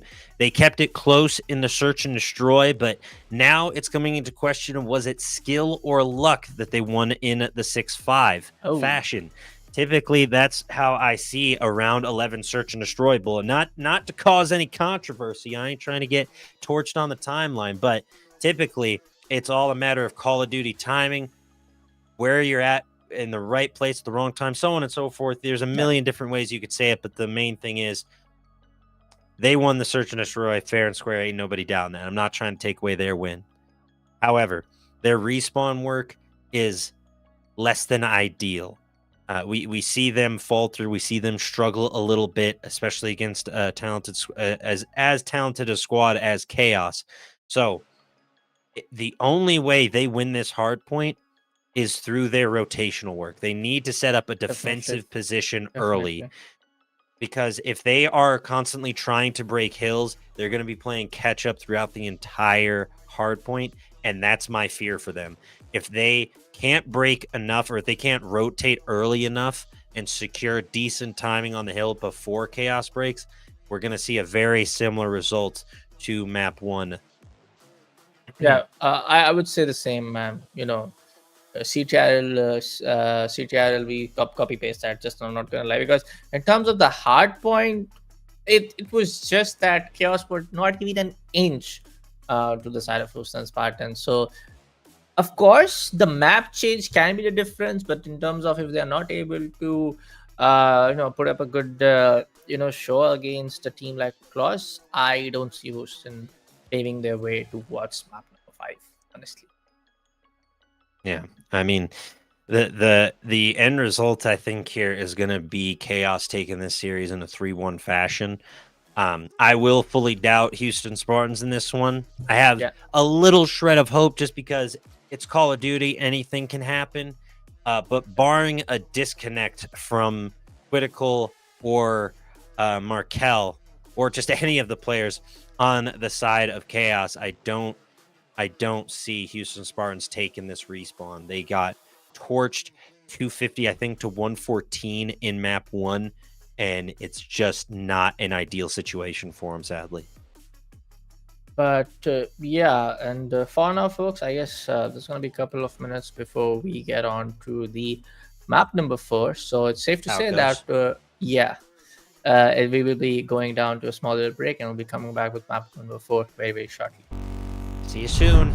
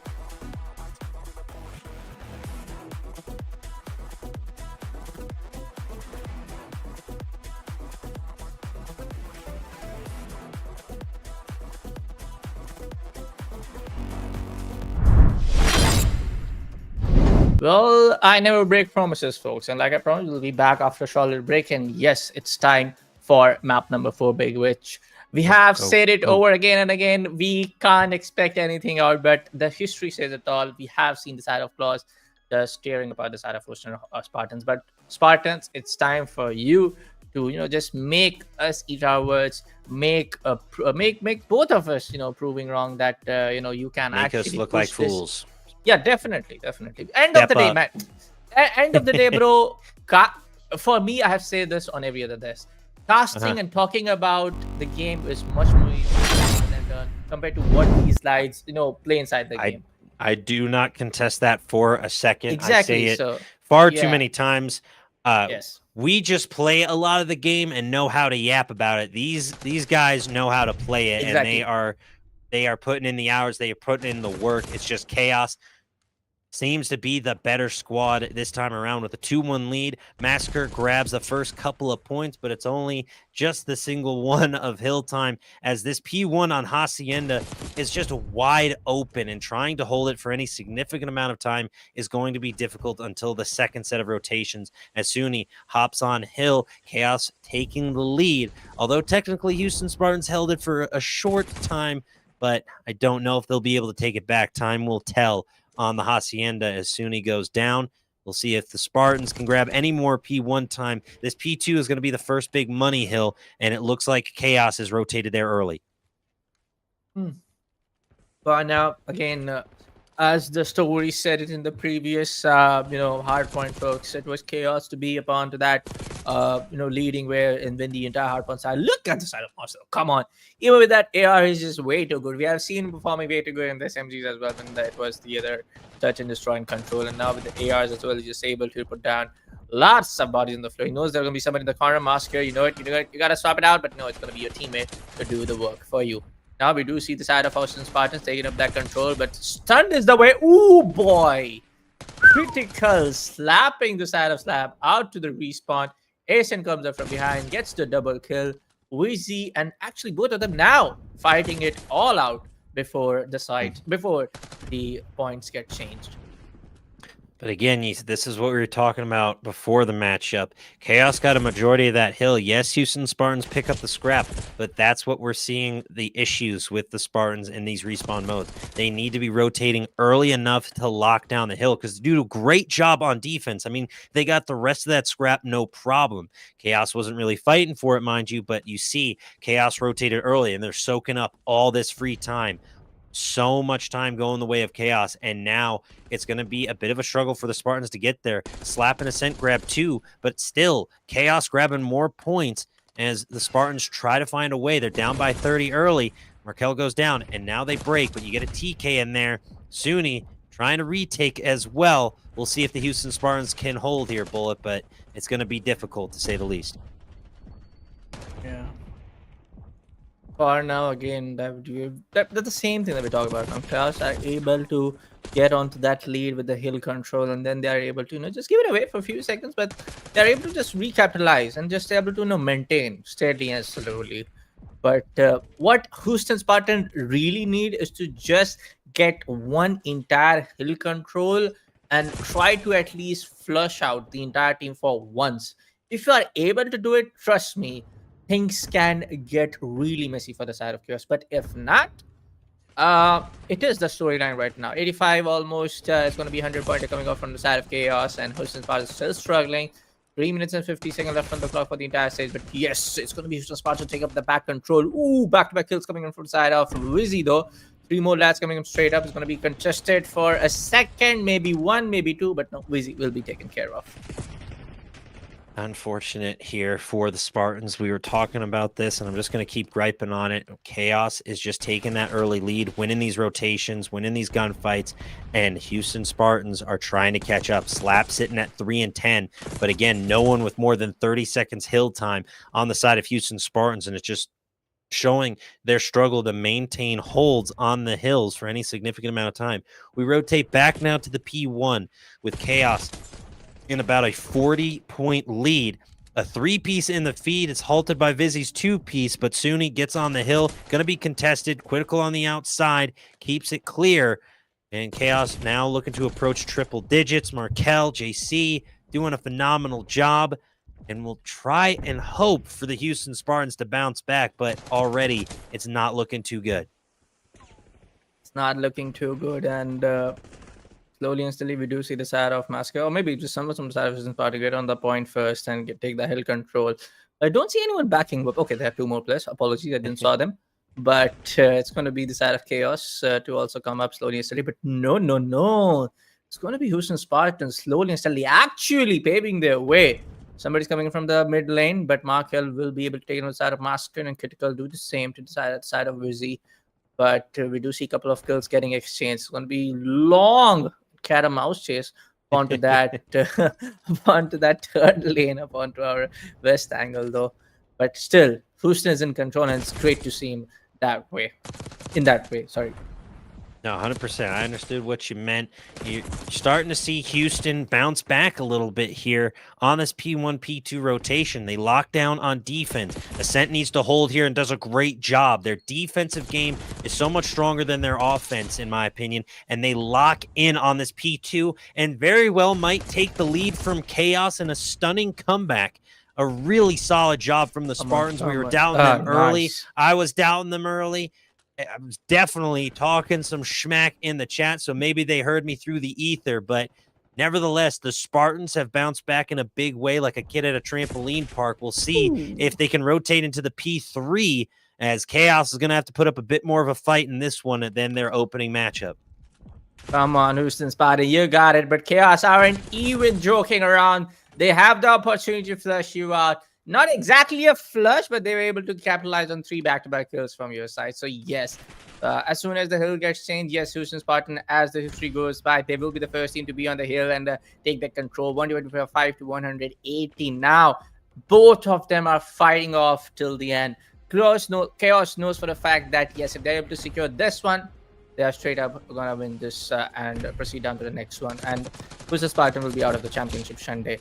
But Houston Spartan win out this one. They are pushing down to map number 5. It's going to be the decider map in play. It's going to be, the testimony of like who's going to be there for the longest time. But for now, a couple of kills are getting exchanged. It's 135 to 125. Just a 10-pointed lead. 15 seconds left on the clock for this particular point to get swapped out. Asen with a multi-kill right there. But Wheezy will be also assisting him in the same way. Now the spot gets changed and the P4, the P3 will be inactive on towards the Rocky side.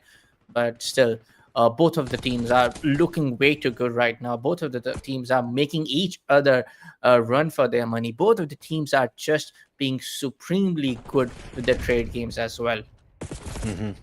A really, really competitive matchup here, courtesy of the Houston Spartans. Renewed fire in their hearts and in their bellies, in their stomachs, wherever you want to call it, whatever you want to say. Ascent with 2-piece popping off at 27 and 21 is lifting this team up by its haunches and getting them in the fight as they take about a 15-point lead, make it 20, and slowly climbing as Chaos is struggling to punch through.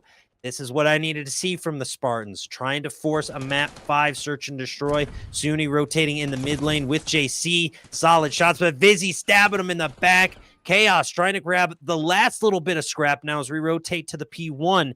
We'll see if Chaos can bounce back as we get a new set of rotations, but a solid hard point we have going for ourselves here, Bullet. Oh, boy. And I love to see this kind of competition. Gotta say for the fact that Chaos are somewhat a little bit struggling to get onto the early controls of the hill, and it's great to see him that way. Not exactly great, but it's good to see Houston Sparta making them run for their lives. But for now, Mesker will be going down. JC will be the double kill going all from the way from the side of the side of the Chaos. But anyways, around folks, we do see the side of Chaos trying to reclaim the entire hill. JC coming out from the middle lane, making sure nobody's over here. But it will be the side of Ascent as we spectate him trying to go up onto the center of the fountain.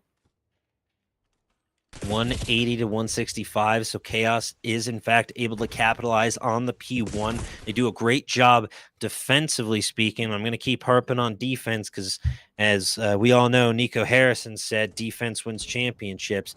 186 to 66, Chaos now rotated on the P2. Houston Spartans need to break this P2 here if they want any chance of recapturing their lead. This was their big hill on that second rotation, and Chaos is doing a great job of holding so far, and it does get broken upon, but not quickly enough, as Critical is there for the save for Chaos as they get into the double century mark. Critical trying to hold the line, waiting for backup, and the cavalry's arrived just in the nick of time.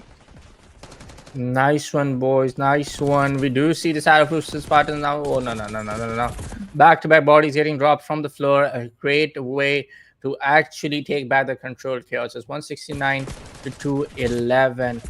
a little bit of that slow motion in play, but not. It's all G. Marker with the double, but he goes down with the Trishuni. Now with the Ascent, coming back with the SMG, as he will be taken care of from the side of Mark Hill. Once more time, as they know for a fact that yes, the Hill will get changed. We do see the side of JC down some trophy system, or maybe he's getting changed. He's getting chased. But yeah, he knew for a fact that, of course, the heal will be right here. 221 to 178. And they are fighting it all out. Just 2 minutes left on the clock. And they actually know Chaos. If they're able to reclaim it, they're able to win it out. 25 more, they will be securing the series. 230 to 178. Chaos is just a stone's throw away from taking this series in 3-1 fashion as predicted. Houston Spartans kept it much closer than we initially thought, but they are still down and out by about 50. They need all 20 seconds and then some to bring it close, or as close as they can get it on this P3. P4 rotation is going to be insanely critical, for a lack of a better term. Markel close to dropping a 40 bomb. JC as well. They're going to collide on P4, but Chaos gets the early advantage. So the Spartans need to break here and now with any hope of stealing this one away. It is going to be tough. It's going to be difficult, but there's still a chance as they open it up with a 2-piece. Ooh! Boy, oh boy, Slap is making sure that they go down, and it's a huge way to stop them out. Come on, boys. We know you can do this. We know you're firing all cylinders out, but Chaos regaining back the control. 242, 211. That'll do it. That's Suni 3-piece. Triple kill. Right, come on. A great way. Contesting. Maybe one more slab when he goes down. It's 248. Wow. Houston Spartans taking back the control of the hill. Oh my god. I don't know what to say at this point in time. They got to secure the lobby. They need more trophy system than that. Come on. It's 224 to 223. Markel on the same angle. Contesting. Wait, more killer goes down and regaining back the Shuts it control. down. Boy. Oh my goodness. Critical with a double to just stab Houston Spartans right in the chest. Unfortunate there, halting the comeback. A much more hotly contested thriller of a matchup. Multiple 40 bombs, a couple of 30s, but it don't matter. An incredible effort from both sides. Chaos just got the edge on this one as they will move on, and Houston Spartans a solid GG's indeed. GG's indeed, man. 226 to 215. I mean, Houston Spartans, gotta give it to you, man. Kudos to you for stopping them right where it really hurted the most. Chaos knew for a fact that, yes, somebody needs to go in right in the corner, get a 3K, get a 4K as quickly as possible. But Houston Spartans, gotta give it to you, man. You really played it well. But of course, you know, this could have been a play that could have been really, you know, played in a manner that we saw similar kind of a gameplay maybe in map number 1 as well. Because if this would have been the case, if this was Houston Spartans map number 1, scores would have been really different. Just a little bit, but that's the way the cookie crumbles. Unfortunate as it is for the Spartans. Just want to say a huge thank you to our production, to Bullet for casting with me for this one. I mean, an incredible effort through and through from Critical. I think it's got to take a solid MVP trophy for this one in the series. Just absolutely slayed out and performed exceptionally well. Just GG's to both sides. I'm very much looking forward to our next couple of teams, but I think we got ourselves a bit of a break before our next matchup begins. Bullet, do you have anything to add before we head to the break? Nothing, man. I mean, great teams, great matchups, and love to see loser brackets matchup going so much closer. And especially, gotta give it to, again, I gotta say the same thing. Houston, come on, man. You really did a great way of just Chaos, just making, you know, Chaos, making their hearts stop at the right time. I mean, come on, you really played it really well. But come on, hard luck anyway. But for now, folks, we'll be taking a short little break here at the U18 Championship Sunday. Don't go anywhere. Make sure to follow on Twitch. And if you're watching on YouTube, make sure to subscribe to show us all the support you can. But we'll be back after a short little break.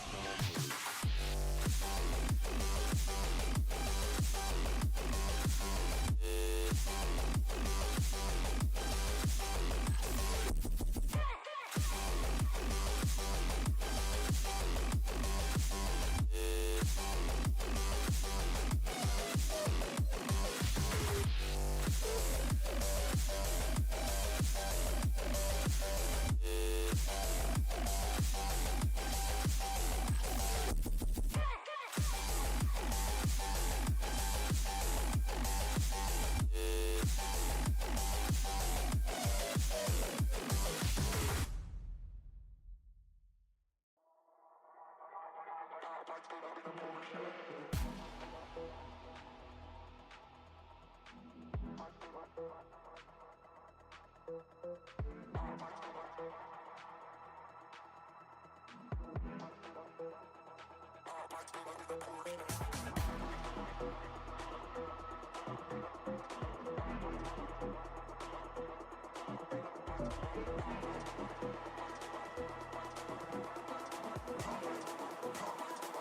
my bullet, bit of portion.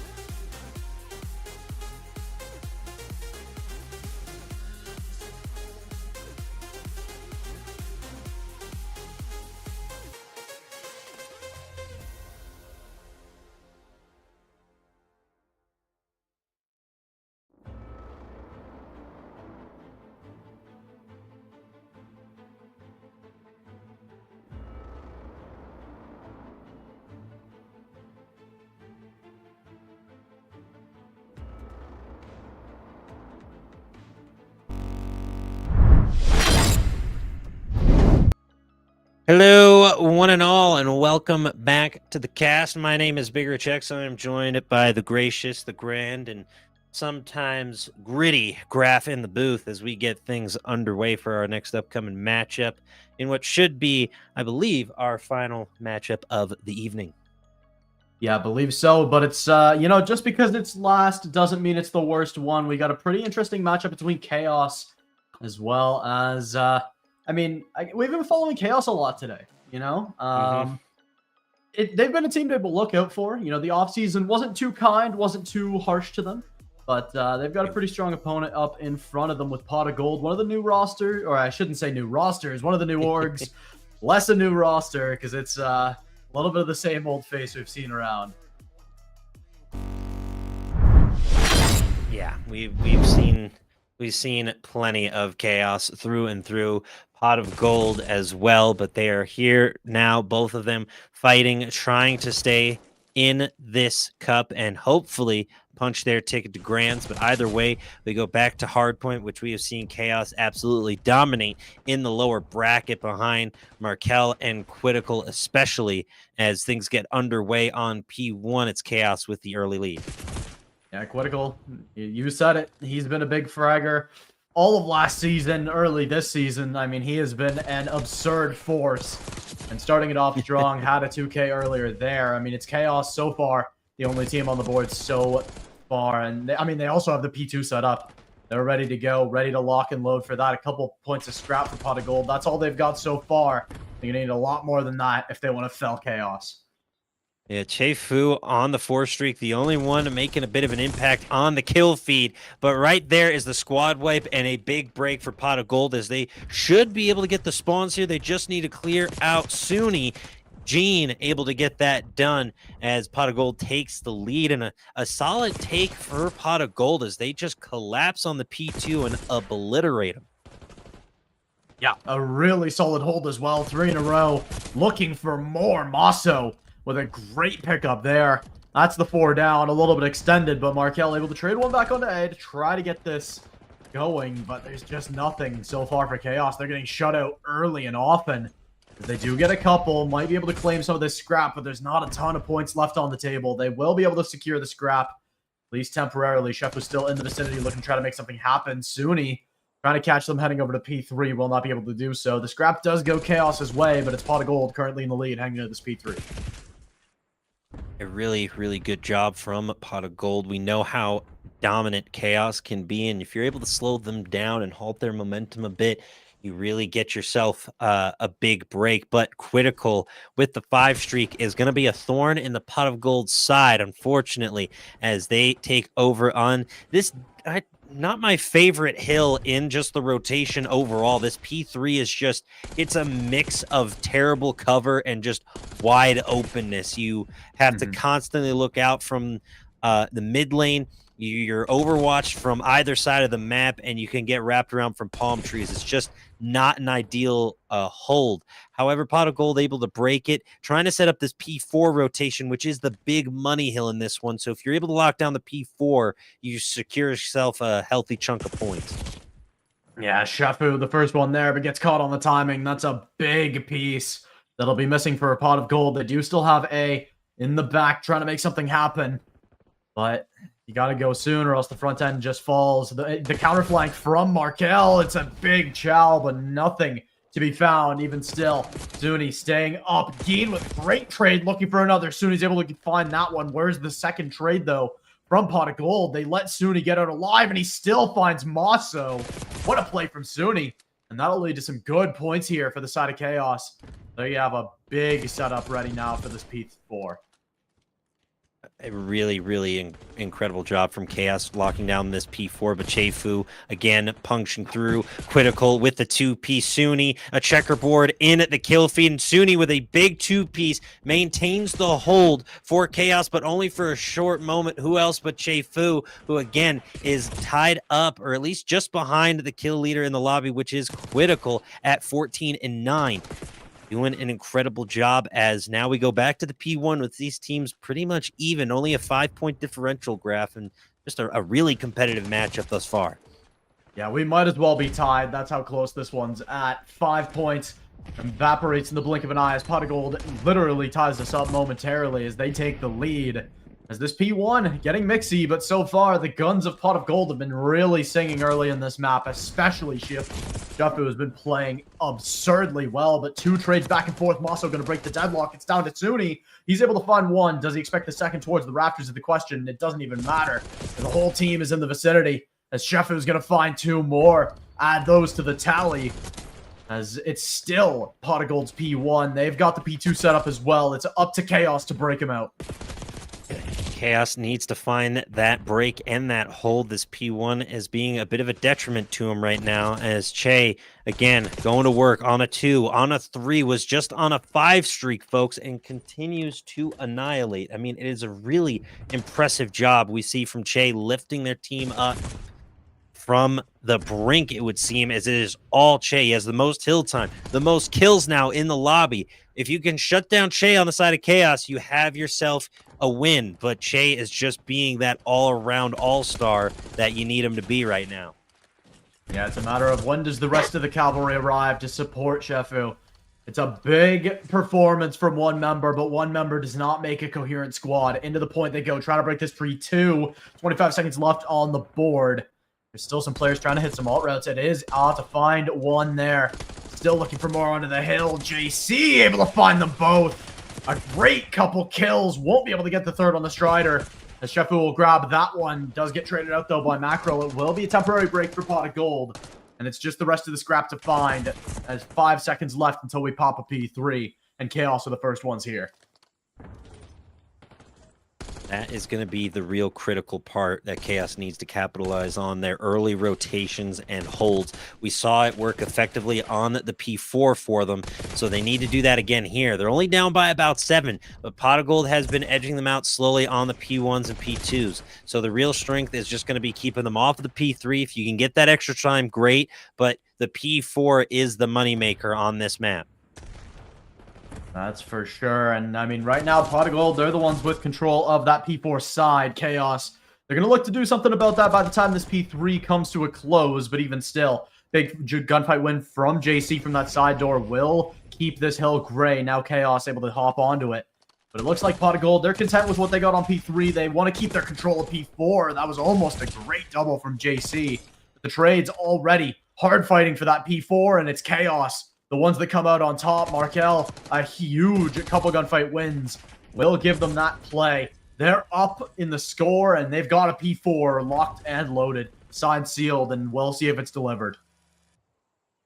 122 to 110 and climbing. Now Chaos, if they can secure this P4 for at least, I'd say 30 to 40 seconds, they're going to find themselves in a very commanding lead. But it's Chefu and Double A for the doubles through and through. And just like that, the P4 is cleared.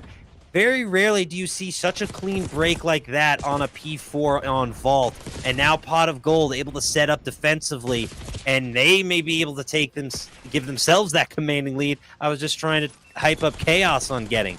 A really great job from Chefu and Double A. Yeah, Chefu, I mean, almost a 2KD at this stage in the map is just absurd. As now still does get ripped off the hill, but the rest of Pot of Gold, they're starting to come alive. They're starting to support their main fragger as they take the lead in a decent fashion, only 20 points. No, by no means fully commanding just yet, but if they're able to string a nice P1, P2, get things rolling, this could be theirs to lose, as already Chaos, they're getting shut down at this P1 already. They do still have P2 spawns, but Pot of Gold going to look to work towards those. Gotta keep working and climbing and striving as fast as you can. 150 to 133. So again, not a crazy lead, but you start to see that differential slowly expand in favor of Pot of Gold. 150 to 140 now. Chaos trying to bounce back on this P1. They do a lot better on these P1s and 2s, like I was saying. So again, Pot of Gold can just lock down or at least break them a little bit here. They should be able to maintain their lead, but it's going to be a bit mixy as we begin our third set of rotations, Graph. Yep, P2 time, and it's already in the hands of Pot of Gold. They've got the spawns as well. That's going to make this so hard for Chaos. They're going to have to win some big fights as at the start of this hill, all tied up at 152. As Pot of Gold start to get those points rolling. It's Chaos, though, knocking on the doorstep. One trade onto Geen, but a second great kill and a clean break from Chaos. They lose one in the process, and now, can they hold on is the question. They've got control of the back spawns. They've got all of Pot of Gold in front of them, and can they mow them down? In comes Geen, has the timing! What a shot from Geen! Two from Maso, opens up the hills. Dooney, though, last line of defense, will stand strong for a moment, but gets taken down regardless. Back spawns. Only going to spawn critical in, rest spawn out far. They're going to try to keep this hill in their favor, but there's just nothing left. Pot of Gold. They find the break, and they're looking to take the lead back.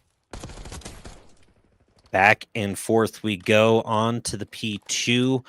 Now P3, excuse me, as we get our rotation here from Pot of Gold as they kept it close through and through. Streaks in favor of Chaos currently, but everyone dropping 20 bombs or more. The hill time's getting higher and higher for every player. So are the kills. That's just the way it goes when you see everyone slaying out and doing their part.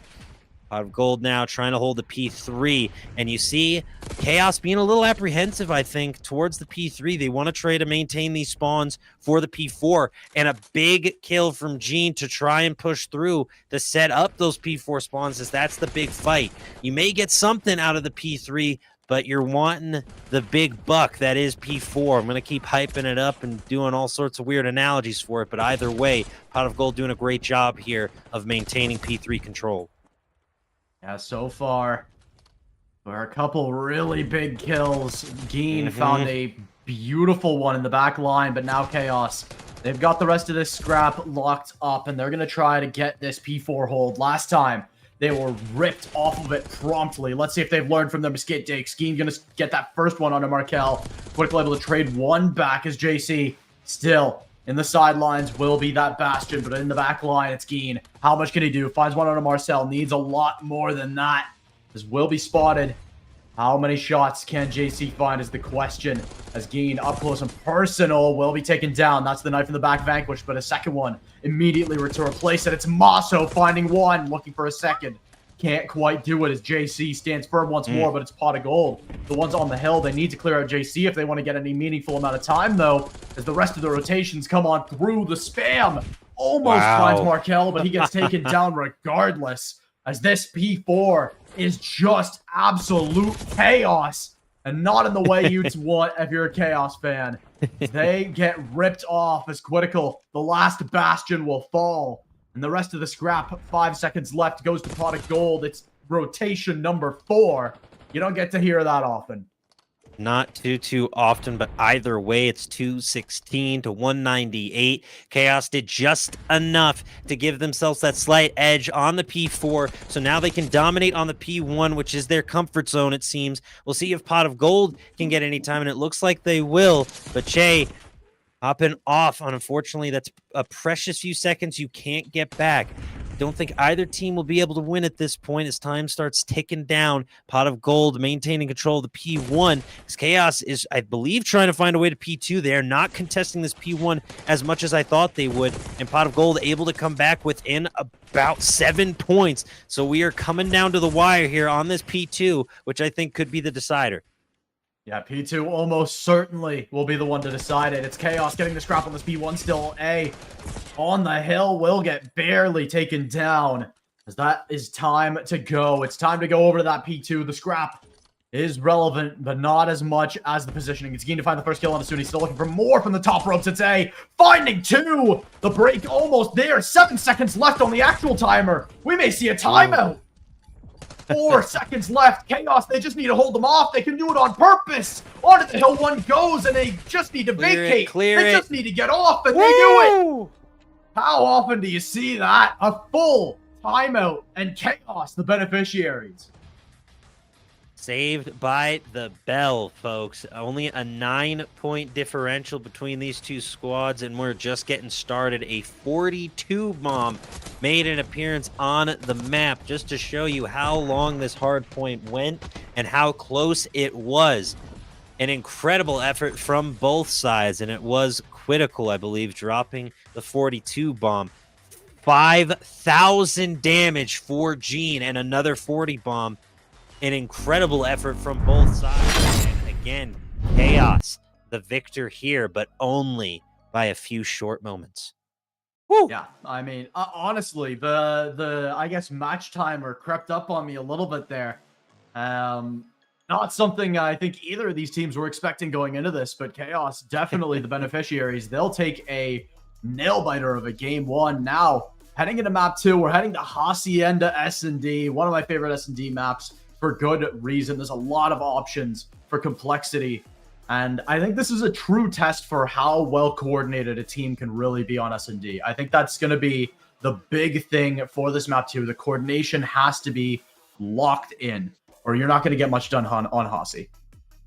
Exactly. Hacienda, especially for Search and Destroy, and just any game mode you play it on, it's such a what feels like a wide open map compared to like a protocol per se. There's not a lot of cover in that mid lane in the upper Hasi. They're long, narrow hallways that just funnel players and can be death traps if a player is set up right and starts cooking.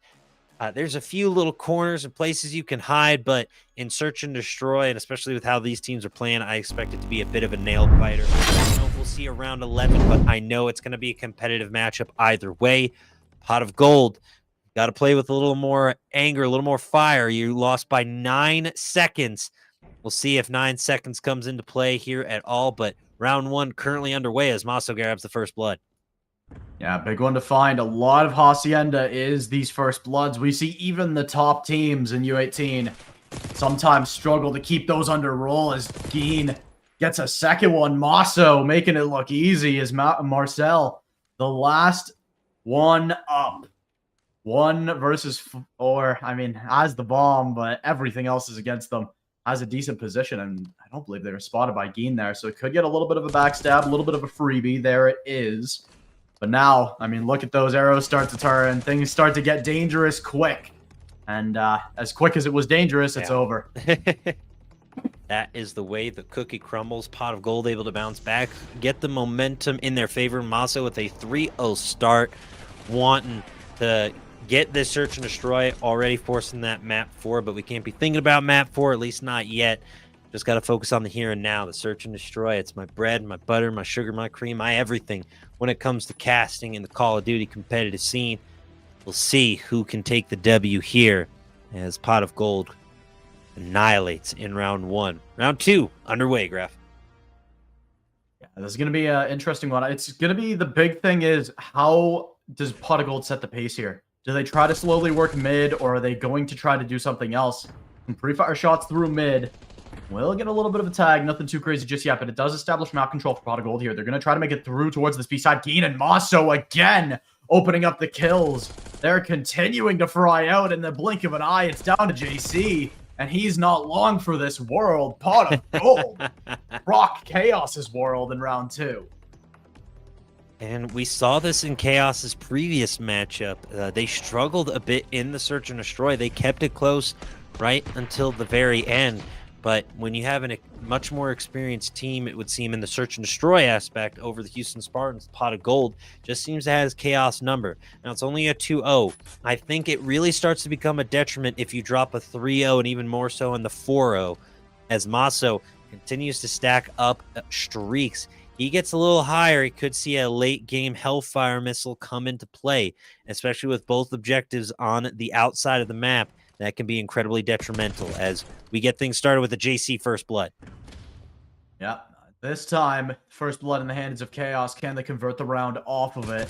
As still looking in, it's Geen and Shefu. How many times do these two frag out? And it's Markil, the last one up on that side, and the bomb just falls helplessly towards that B side. It's going to be all down to Critical. Last one remaining. Not sure if Geen spotted them previously, but that starts to matter a lot less as this round develops. Should be able to get at least one of these players, at least somewhat by surprise, but it's all a timing and numbers game from here. And Critical's drawing the short straw, that's for sure. Unfortunate to say the least. Either way, you take down Maso. So on the side of Chaos, you halt those streaks and you hopefully prevent anyone else from climbing higher. Critical here, just trying to grab bomb, takes down Che. Now in a 1v2, much more winnable situation, but still a bit of a struggle to try and find a moment to plant. He's going to get it. Pressure, though, coming from Double A and Geen. Now rotating back Rock. He's got a reload, gets caught out on it. And that is just poor Call of Duty timing in favor of Pot of Gold as they will get that 3-0 lead.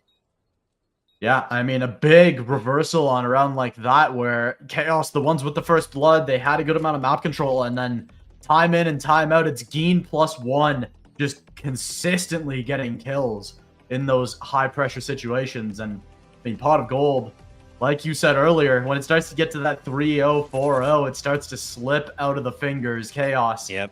It feels like they almost have to do it on this defense round, just try to get something under their feet. It is do or die time, Graph. You have got to find something. This is an unusual beatdown that Chaos is receiving. I mean, I've seen it on the timeline. You see it after a major belt to behinds as JC and Markel try to wrap around in through the mid lane. Again, the first blood going in favor of Chaos. Can they take advantage of the numbers game as bomb goes down? Bravo. Also protecting in the flank. Suni now wrapping up, trying to push in, slide around, perfectly played. Now rotating in, trying to full clear as his teammates go for the defuse. Suni going to work, folks. Yeah, big play from Suni. Will confirm the round. And, I mean, Chaos, they did exactly what they needed to do. The big adaptation from that round, it felt like to me, they were more willing to relinquish the site. They got their initial pickup, played their lives very, very well. And I mean, once you put it down to the numbers game like that, the flank from Maso just never was going to pan out as Chaos quickly dispatched the players on the site. And you know what? They've got a snowball. The question is, can they start rolling? That is the key. Momentum, folks. You gain that momentum, it can instantly switch a search and destroy up like it's nobody's business. I can't tell you how many times I've been in a 5-1 winnable situation in the pubs, only for it to slip right out of my grasp because you get a little too cocky, a little too overzealous. You try making some fun rounds, give some charity rounds, and then all of a sudden it's all tied up at 5-5. We're not at that situation per se, but that's what it started to feel like if I'm on the side of Chaos. As Pot of Gold took the 3-1 lead. It's the first two kills going in favor of Chaos. Now Pot of Gold in trouble. How do they respond, Graph? Oh, yeah, Suni able to grab another. brutal. Maso just going to get insta-traded. It feels like the rounds that these two teams are winning, I mean, for the most part, they're pretty dominant. But Chaos is, I mean, they have the extra little bit of domination to them. They got that extra bit of hate, it feels like. And sometimes that's what it needs to win a S&D like this. Sometimes you just gotta want it. You've got to be that little bit quicker, that little bit better. And that's what the last two rounds have felt like from Chaos. It's nothing grand sweeping. There's no hero plays. It's consistently good play from all of these players on Chaos in the last two rounds. Can they keep it going is the question. That is the question to be answered. That is the question, detective. I'm thinking of the movie Robots with Will Smith for some reason. iRobot, not robots. I'm getting all sorts of thrown off. I'm going to focus back on Call of Duty. Stop talking about media. Either way, 3-2. Pot of Gold still with a slight lead. No one going down just yet. Che and Double A trying to lock down the OBJ as Chaos once again gets the first blood. How important is that first blood, Graph? Yeah, I mean, it's decided almost all of these rounds, not quite all of them, but, you know, pretty close. And, I mean, when it rains, it pours. Chaos, they are in the blink of an eye tied right back up. And, I mean, I'll say it again, none of the rounds they've won so far have even looked really that close once they got going. It's looked like Chaos in the latter half of what we've seen so far. They just look like they're in control right now. In firm control in the search and destroy, absolutely locked in, found themselves down 3-0 and all of a sudden have won 3 in a row. It's an incredible bounce back. Now, can they take the lead? This is the deciding moment for Pot of Gold though as well. and you find a way to slow down Chaos now that they have some momentum, they have some wins, they have that confidence. Mental is half the battle in Call of Duty. You can't get tilted, you can't start crashing out, not at least until you're ahead by a decent margin. And maybe that's what Pot of Gold was doing, and they just underestimated Chaos a little too early. Well, big rundown. Shefu nearly gets taken out early, but it's a good counter onto the first blood. They contain. This is what we saw Chaos do earlier, is just play the lives, fall back, let them fall into the trap, and Pot of Gold. They do it beautifully as Chaos left scratching their heads just that little bit. They had their domination, and they just got flattened on that round.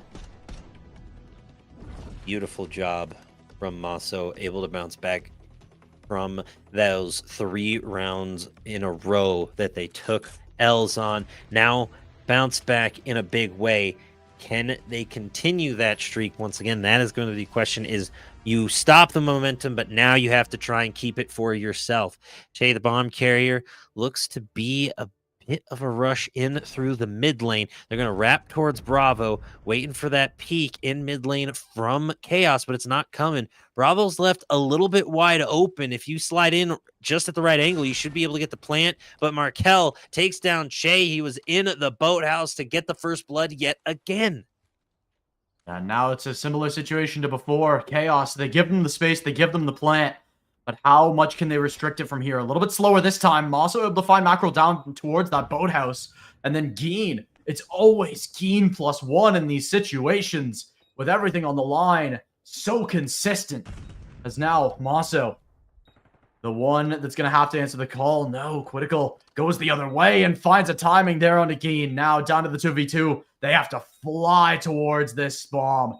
There's 17 seconds left. They have to get on soon. Almost right now, it feels like, to try to have some kind of chance. Maso grabs one. That should do it. The far wrap, no matter the result of this fight, will seal the round. JC, you want to pad those streaks, and you will do so. A little bit of extracurriculars is exactly what you like to see, but it's Pot of Gold, the ones that'll find the round. And you can shoot your Strider all you want. Unfortunately, not going the way Chaos wanted it to. A valiant effort, but still 5-3. Pot of Gold, 1 round away from putting this one away. What should be a thrilling finish.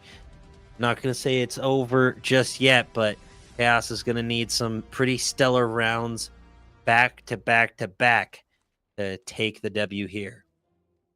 Yeah, it's a tough situation, but one we've literally seen them do already, so not out of the realm of possibility by any means. Still, the fast play in towards this B side. This time, Geen gonna find Suni, the lurking player, caught out early, as it's just gonna have to be a hard fight for this site. They may think twice, they may try to go somewhere else, but they're already caught in so little space.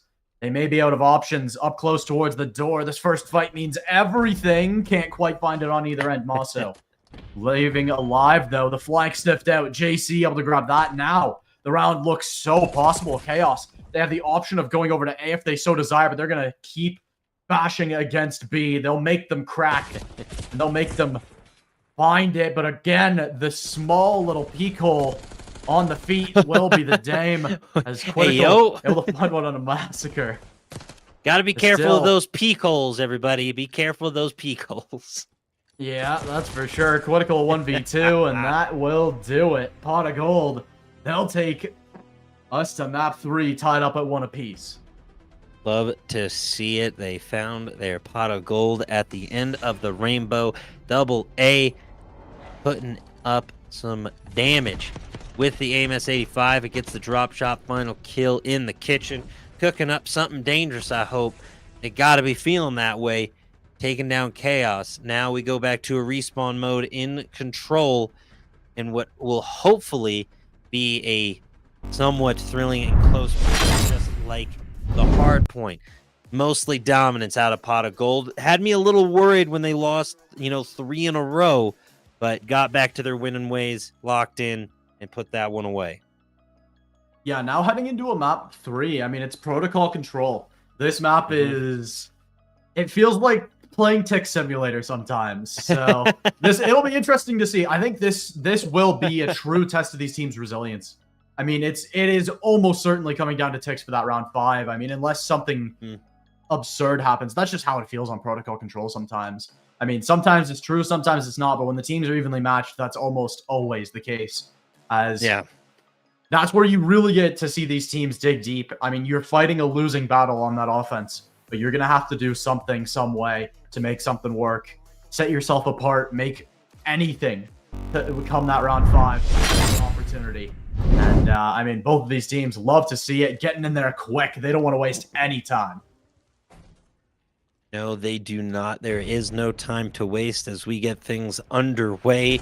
Chaos and Pot of Gold both tied up here, trying to find the edge in the control, as I believe it was Chaos to grab the first blood and a couple of kills, but Pot of Gold going to be keeping things close. Critical looking for that first progress bar, trying to avoid the watchful eyes from on high. Gets slid up on from Maso, but they do secure that progress bar, but Double A pressuring the spawn. Now the pincer maneuver coming in. You're going to see crossfire from both sides with Double A and Co. pressing Chaos in their spawn early. It's going to be a bit difficult for them to break through, or at least cost them precious time. Yeah, time is all it's cost them so far, as they've kept the lives more than in their favor. They get a 3 down as well. They're going to get some great purchase onto this A side, as that second tick should come through momentarily. There it is, looking for number 3. Gonna have to be one last desperate dash. They have to be careful though for the side of Pot of Gold. This A is already gone. If they go down too readily, they might have risked the B as well, but that's gonna be the hill, and they readjust. Still up 2 lives as Chaos though, heading in to try to attack this B side. Now you see Chaos do what they do best and just create all sorts of problems for Pot of Gold. With that alpha site captured, it's not the priority for Pot of Gold, so they're going to leave that flank a bit exposed. Their priority is going to be getting to Bravo, and it's already 50% captured. Double A and Maso grabbing kills. Geen getting another one, but JC with the 3-piece finally goes down. It's Maso to save it, but you cannot allow yourself to go down like that. That may have very well just cost them the round on lives alone when you let one player grab a 3-piece like that. Yeah, still up 4 lives, and there is a ton of time on this clock still. Chaos, they made light work of that A side. They set themselves up beautifully for this B, but the life lead starts to close a little bit. Still, 2 ticks found, looking for number 3. Already 5 on the board. Is a lot of ticks to try to contend with, but they would love the round to go alongside it. Still, 3 lives up, but now in the single digits. It starts to get dangerous, and it starts to slow down. Still a minute on the clock. No one can afford to throw their life away. No, you cannot. You have got to be smart, calm, cool, and calculated. Geen beaming at Markel. Che trying to find some shots from on high. As Suni is sneaking in from behind, but elects to not get on OBJ. Now rotating back, one spotted out. Didn't want to get called out too early, but Suni, Markel grabbing kills. Maso clears, but 6-4. It all comes down to this. Pot of Gold needs to stay alive. Don't call the BGs, though. Geen, Che, and Double A. You got to go massive here. Yeah, they're going to have to find 2 apiece. There's the first one from Geen, but onto the point, they have to just go into the waiting arms of Chaos. They've got to find the hard fights, but they just can't. It's all down to Shefu, and the time expires. Chaos, they put me in my place, and they take an offense round win. Chaos is so effective in the respawn modes. Their search and destroy still needs a little bit of work, but we see how closely they keep hard points, how dominant they were on an attack, no less, for Protocol, as Bravo is notoriously difficult to capture. I'm just thankful they updated it from the outside of bunker to in front of lighthouse, because outside bunker there's just no cover. You're surrounded on all sides by high walls and vantage points, and it's basically like shooting fish in a bear bowl. Granted, still a difficult objective to capture, but at least if you get there you have some cover. Yeah, that is 100% correct. The issue is now less about getting time and more about getting there in general, but a great early all-round Shefu getting chased out quickly. Suni just going to play decoy. JC able to find that one. Suni able to grab another as well. The early rounds have been Chaos's playground so far today, and they show exactly why. That immediate confidence to go hit that alt route is exactly what you love to see from a team like Chaos, as they're up 3 lives early, and they've got Well, they had a little bit of a spawn trap going, but they get completely taken out. So that'll be a lot of progress quick onto this A side. One tick already found. Let's see if they can get more.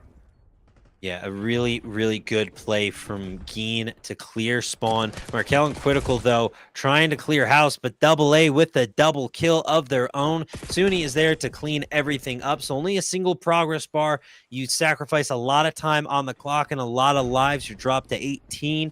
That kill differential starting to pop up and be a little more prevalent as the shots keep coming. A beautiful job from Chaos here as Suni now punching through, trying to create that spawn trap once again.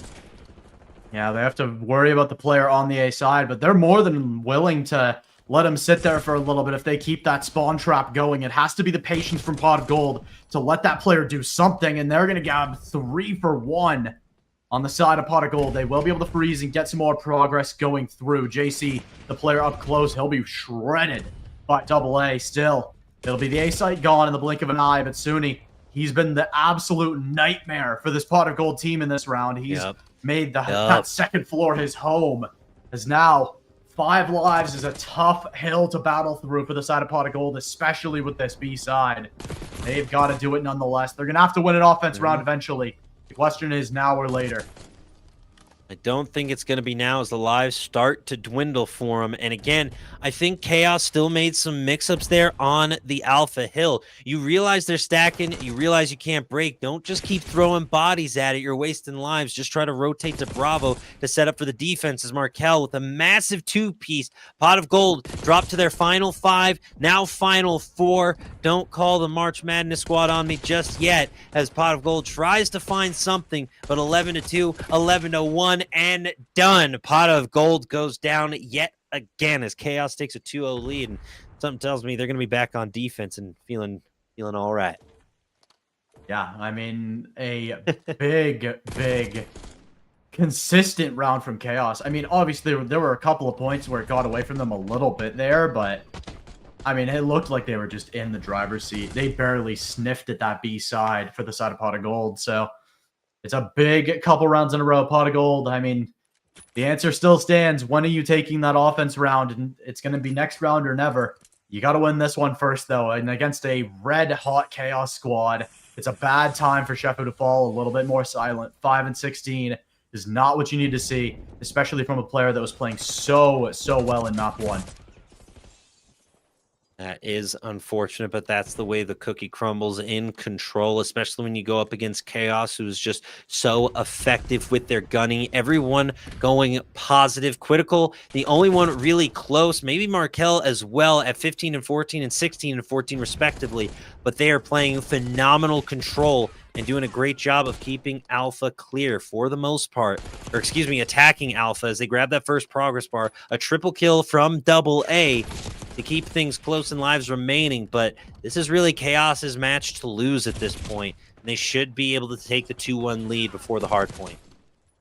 21 lives each is not the worst in the world, but you've still got the long hill of A, so any life disadvantage feels like an absolute shot to the gut, as now Pot of Gold, they're going to evaporate a lot of the progress towards that A side. And again, the alt routes onto the players towards the second floor just continue to be the thorn in the side. Shefu now top zip has a great spot to hold back everything in the world. JC going to grab one, but again, that top zip positioning just a little too good. Able to grab a second one as Shefu before getting cleaned up by Critical. Now, I mean, where do you go from here for Chaos? You're down 3 lives. You still have to go through the rest of A and then try to make something happen on B.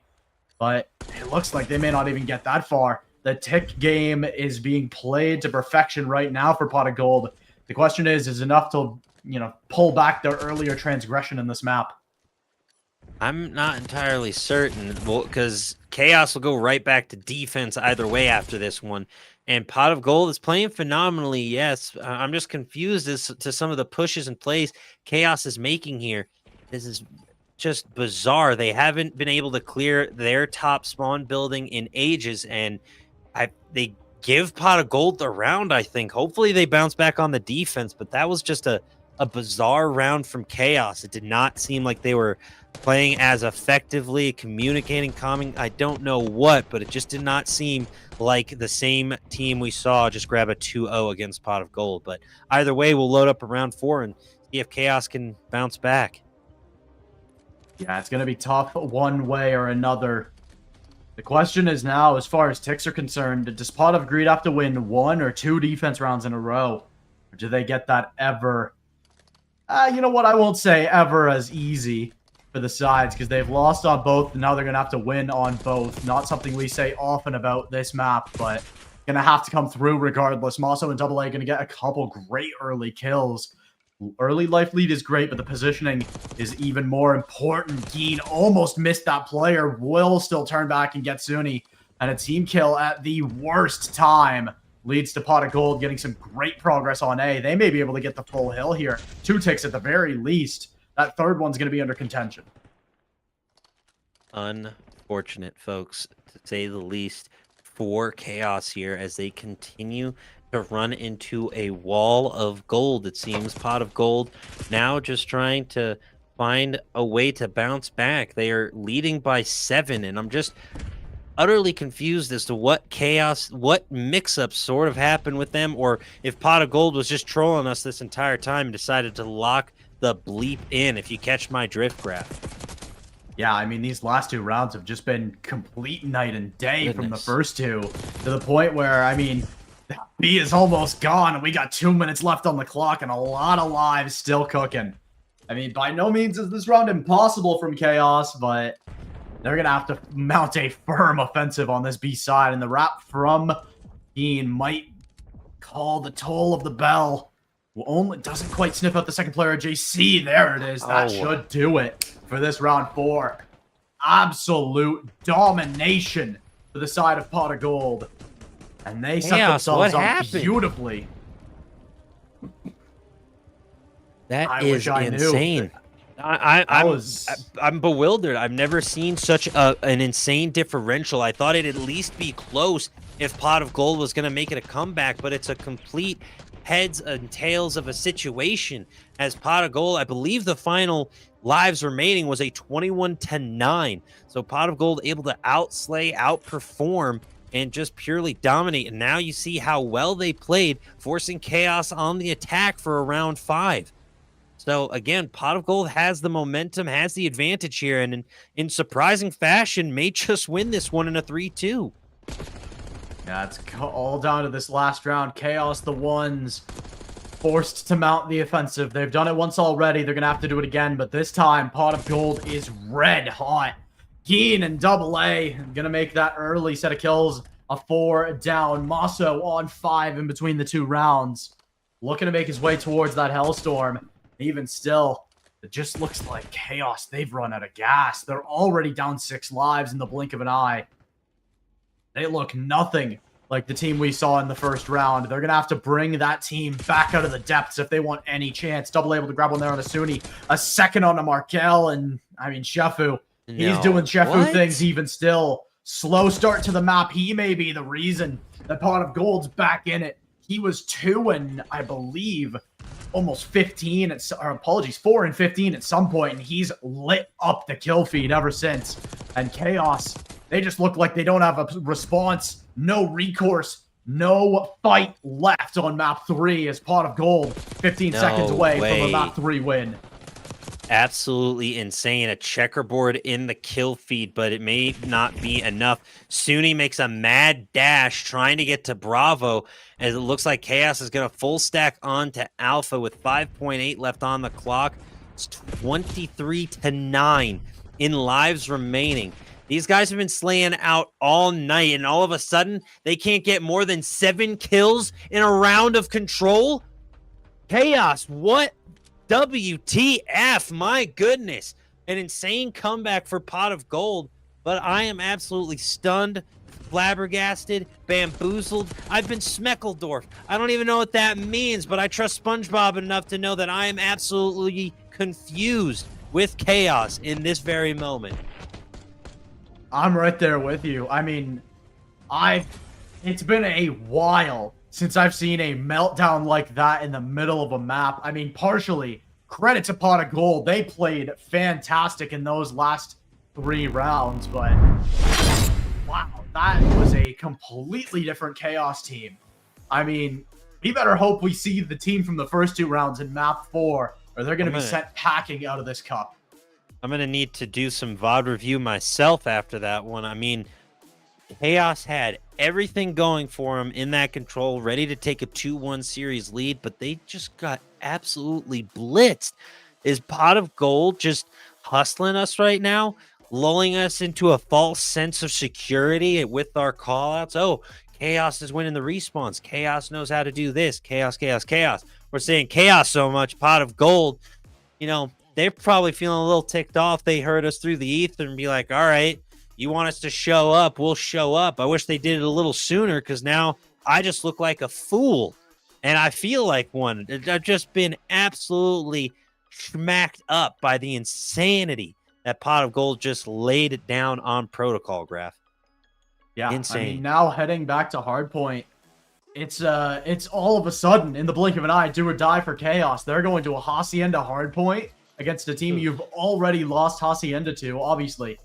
Respawns versus S&D, very, very different, especially on a map like Hacienda, but that's not going to feel good after what just happened to you. I mean, you just got sat down, and you were put in timeout, let's be honest. Chaos just got put in timeout for the last 3 control rounds, mainly the last 2.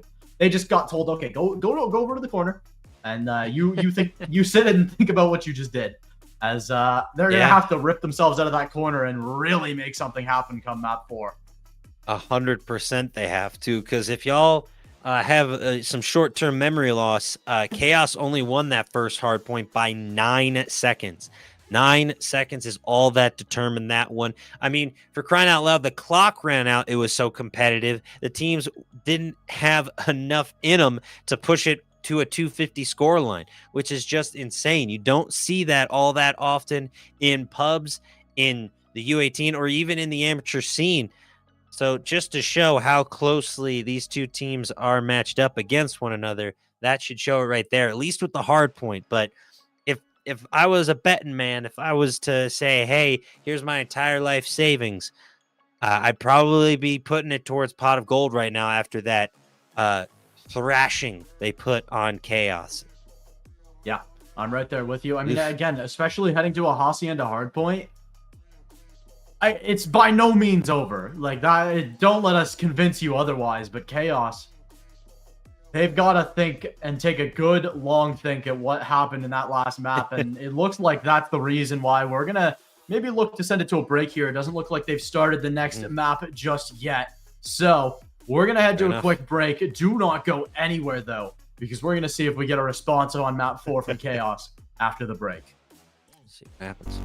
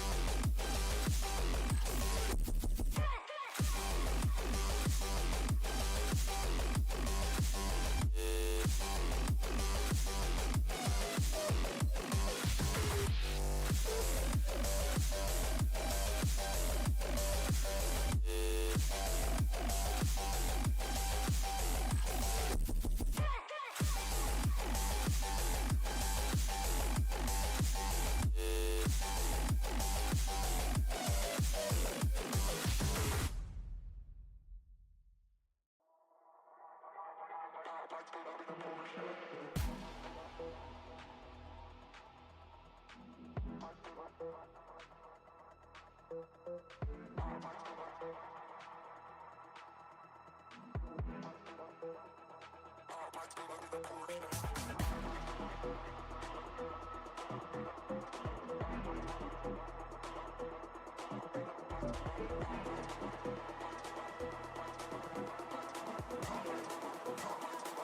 my bullet, bit of portion.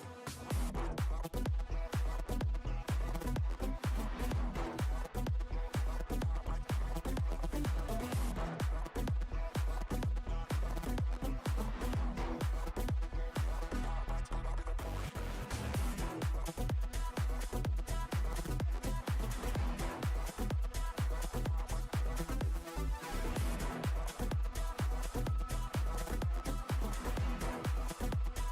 my bullet, bit of portion.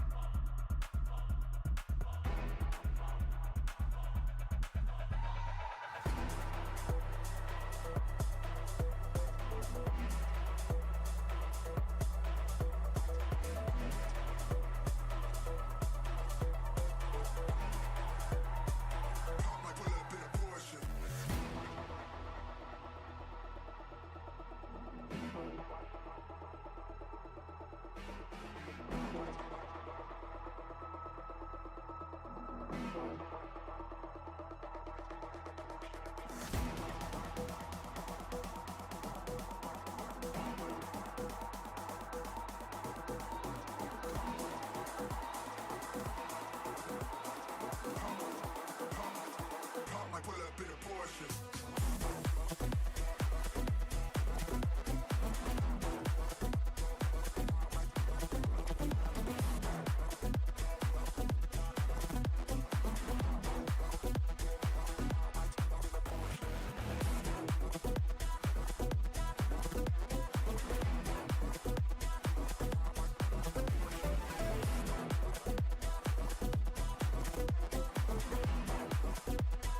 Pop my bullet, bit of portion.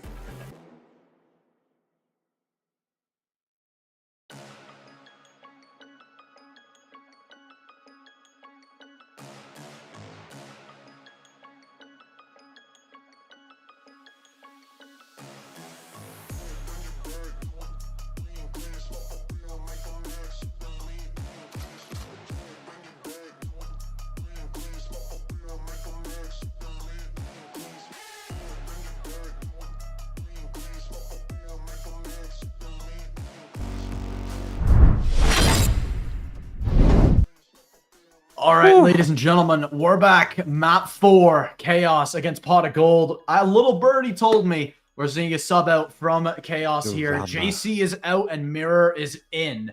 So a big opportunity for Mirror, but a big opportunity for Chaos to fix some of the things that were wrong in that previous map. And maybe this is the switch up they need, but maybe this is just what sends them further down into the hands of Pot of Gold, because that map 3, I mean, we said it time and time again, that was not Chaos's best work, far from it. Yeah, it is rough to say the least, especially getting a sub mid-game can throw just the team synergy way off, or it could be the way to reset, like you were saying, as we are off to the races on the map number 4 here in the Hacienda for the hard point. Yeah, a couple early picks from Chaos traded out by 2 from Pot of Gold. Still, Chaos feels like they got a little bit more spring in their step, that's for sure, coming into this map 4, but it's a must-do scenario. They're going to try to make their way through. Pot of Gold, they've got a good early setup for P2 as they flush out Mirror in the back end. That'll cause a little bit of a set of chaos as it's Pot of Gold on the hill. Chaos going to try to find their way early onto this P2. They're going to try to rip them before all the players can get in position. Through the water goes Mirror. He's going to get snuffed out by AA. Geen going to get one there on a critical as well. The first hold will go the way of Pot of Gold, but can they keep this up on P2? The other thing you have to consider is when you get a player mid-series, they may not be as warmed up. They're not in that same sort of headspace as the rest of their squad mates. Either way, a 3-piece in the feed for Chaos. Pot of Gold still holds a slight lead as Maso takes down Critical, who's chasing down Che. 20-19, trying to slide up. Here comes the push. There's one. Can they get some more? Gonna try to team slide on through, and a 3-piece in the feed for Pot of Gold as they are able to retake the P2 and slide out. Yeah, that's a great break from Pot of Gold. One that lets them get ahead early here, even just that little bit. Heading over to P3 already is AA. Still, no contest from Chaos. They're just going to get this space. I love the play from Critical here to stay towards mid, but they have to deal with AA, and now they know he's there. The question is, how fast is the response? Just one player. Markel, I'm not a fan of this late play towards P2 from Markel. He goes all the way around, and you're on the literal opposite side of the map. You forfeit the P3 rotation, and for what? Pot of Gold more than in control. And it feels like, I hope I'm wrong, but it feels like Chaos is playing on tilt. Not ideal for them at all. I've not seen them have this large of a deficit this early in a hard point tonight. A 3-piece yet again in the feed for Pot of Gold. So again, the vibes just may be off. No one over 20 seconds on the side of Chaos, as they have only been able to mount 24 total points as Pot of Gold continues to have their number and pick them apart one by one. AA with the headshots. Mirror dropping just a 1-7. Suni at 5-8. Critical at 4-8. Markel the only one close to breaking even, as Chaos is unfortunately descending into chaos here, folks. We rotate on over to the P4. Pot of Gold has the man advantage on Hill, as it looks like Mirror going to go down, but Maso all alone on that P4 needs some assistance and needs it ASAP as Chaos takes over. Yeah, we'll get one... A little bit lengthy of a trade there from Geen, as onto the hill we go again. Markel will get one before getting traded. Geen again. He's been the player that's so alive. 9 streak on the board. Hellfire in his pocket. And he's looking for more. Maso and AA going to pick up 3 in combination, as Geen 13-2. Absolutely laying into Chaos right now. And they have a lot more that they're going to need on the side of Chaos if they want any chance. They're going to need to come alive come this next rotation. Yeah, I don't think they'll have it in them. It's already a 100-point club after the first rotation.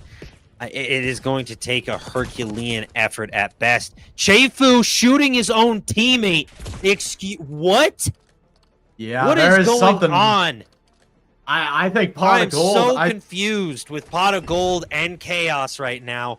That was not a misclick or a misfire. I think AA was accidentally shot Cheifu, and then he beamed him. I don't know what that was for or who that was meant to be directed at, but either way, the vibes are confused in this hard point, it would seem. I'm flabbergasted, to say the least, Raph. Yeah, this is, I mean, big opportunity for Chaos, and they're going to take some amount of advantage. It's good double from AA to pull things back in, as Geen didn't really find much on the Hellfire, but did force Chaos off the point. Pot of Gold able to make that work, as Mirror, look at him, set fully up for those P2 spawns. They're not letting those go anywhere while he's in position, but AA through the front end. Oh, doesn't see him. AA doesn't spot Suni.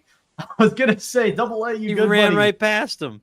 I think he needs the shades and the cane a little bit after that, but still, now the position in the spawn cashes in finally. It's not enough just yet. There we go. Critical will maintain the spawns now through the front end. It's going to have to be Suni standing strong. How many can he keep out? The cavalry arrives, though. Marcel, 3 in a row, still looking for more. There we go. Maso able to find something there on a Mirror. Sheffield able to grab one there on the Suni as well. But Markel and Critical combined for 3, and that'll stop the push in its tracks. It's down to AA. The reinforcement's already here. Yeah, a really, really great hold from Chaos as they bounce back in a big way. They were down by close to 100, over 100 at some points, but an insane P2 hold gets them back in this one and hopefully gives this team a breath of fresh air because they are going to need it. Still fighting over the scraps as they protect on the rotations. Double A grabbing the AR as well.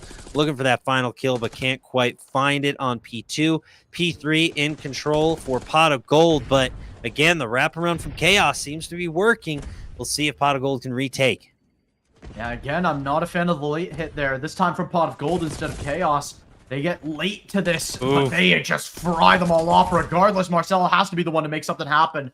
Gets 2, but not more than that, and the spawns are more than close enough for both of these sides for that to even out nicely. What a shot from Suni. That is Begin able to grab 2 of his own. Still looking for a third one. It's Shefu to grab it instead. As a firm hold onto the point for now for Pot of Greed as they clean up the last player. As Chaos, they're going to cut their losses and head for a P1 play to contain potentially here. But Pot of Gold, P4. They... Oh, apologies. We still got P4 to go. I'm yeah, losing my I was mind. about to, Still looking for more. I didn't want to interject. You were in the flow state, and then I was like, wait, P4. I was like, man, they're going on. I was like, man, they're leaving quick. Okay, there we go. That makes a lot more sense. This is the Chaos we know much better. They're still not fully locked in. Still, they're going to have to get a good hold on this P4 to set themselves up for that third and final rotation. Yeah, they were down by a full 60, so they need every bit of this P4 that they can get. Nice track from Maso, who wants the 3-piece. Couldn't quite find it, but Geen is there to clean it up. Markel, unfortunately, goes down, and a solid break from Pot of Gold. I mean, Maso, that was an insane shot. I ain't going to say sus, but sus. Now that was the anti-cheat shot right there. That's for sure. Mirror through the front end, just can't get anything going. Maso continues to come alive towards the latter half of map 4, and Pot of Gold, they're the ones in the driver's seat. Come this third reset, they're the ones that have an opportunity to close this one out. Mirror trying to hit an alt route, trying to do something, but just gets completely shut down. As now Pot of Gold, they're less than 40 from taking the series. Yeah, this one, I'm confident with Pot of Gold's ability to finish. Chaos is bouncing back a bit, but you can tell that it's just not necessarily their matchup. Mirror only dropping a 6 for 21 on the KD side of things. He has a minute hill time, but so does Markel and close to Suni as well. It's just not necessarily their matchup. Mirror wasn't necessarily locked in. The vibes were off. They're doing a great job of holding on the P1, but this P2, which in all fairness was a bit of their specialty and got them back in this matchup in the first place, it's going to be Pot of Gold with the spawns. They'll have the advantage here. It's going to take a big effort from Chaos to take this P2. Yeah, I think the issue from this position for Chaos, P2 into P3 is basically what they're going to have to do. They have to chain those together. But P2, one of the hardest hills to break, and that is, I want to say, the hardest chain, maybe in all of BO6. I mean, it's so hard to get P2 into P3 on this map, and they're going to have to do it. It feels like it's their only option remaining. They're doing a good job starting on the break. Critical able to grab 2. Marcel going to get traded. Geen finds 2 of his own, though. Still looking for something. Suni will be the last one after the checkerboard of kills. Still calls for the reinforcements, and they show up in time. It will be Chaos, the one's able to establish some amount of control onto this P2. But they're still very much on the outside looking in.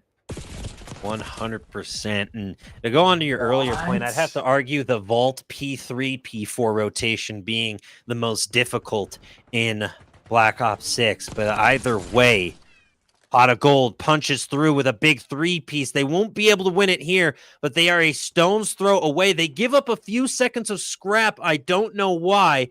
I understand you're up 241.76, but even 5 seconds can be the difference maker in a hard point. You see Chaos wraps first. We'll see if they can hold it, as this will be the deciding factor for this matchup. Suni barely able to get out with his life initially. Will be taken down. Critical. Ooh, it stalled enough time for Markel to get in. A big piece of timing is now Chaos. They're looking to hold on. They're not looking to go anywhere, but Maso again.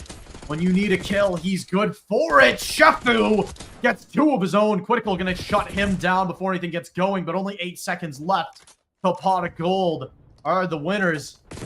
still, Chaos fighting tooth and nail. They're trying to give it everything they've got, but it's just not That's enough. it. It's just all to pieces. Pot of gold. A gentleman's sweep and a doozy of one. They'll take the series and they'll advance to Sunday. Solid GGs through and through, folks. Chaos started to gain that momentum, but it was too little too late. You had Mirror come in off the sub, who played phenomenally, and I guess the scoreboard was glitched, or it just could be my own stupidity. But either way, Pot of Gold takes this one. I think if JC were still here, this could be Chaos's match to win, and we might see a map 5. But unfortunately, that's not the case here. Pot of Gold are your victors here behind Masso's 39 and 26, dropping nearly 4K in damage. A solid GG's through and through. A huge thank you to our production in the back end. Thank you to Graph and Bullet, my co-casters on the evening. And a solid GG's to all the squads competing with the U18 here this weekend. And best of luck to Pot of Gold on Championship Sunday tomorrow. Graph, anything else to add before we sign off? Well, not much left to say. We know 3 of the teams so far. Be sure to stay tuned on social media if you want to figure out the 4th team to make it to Championship Sunday. It'll be the winner of Unreal Nightmare versus Galaxy. That one's already underway, so be sure to stay tuned over on Twitter, over on YouTube, all the socials in the world. But with that being said, thank you all so much for joining us. My name has been Graph. I've been joined by Big Rich X. We'll see you all next time. Adios. Bye. Bye-bye, y'all.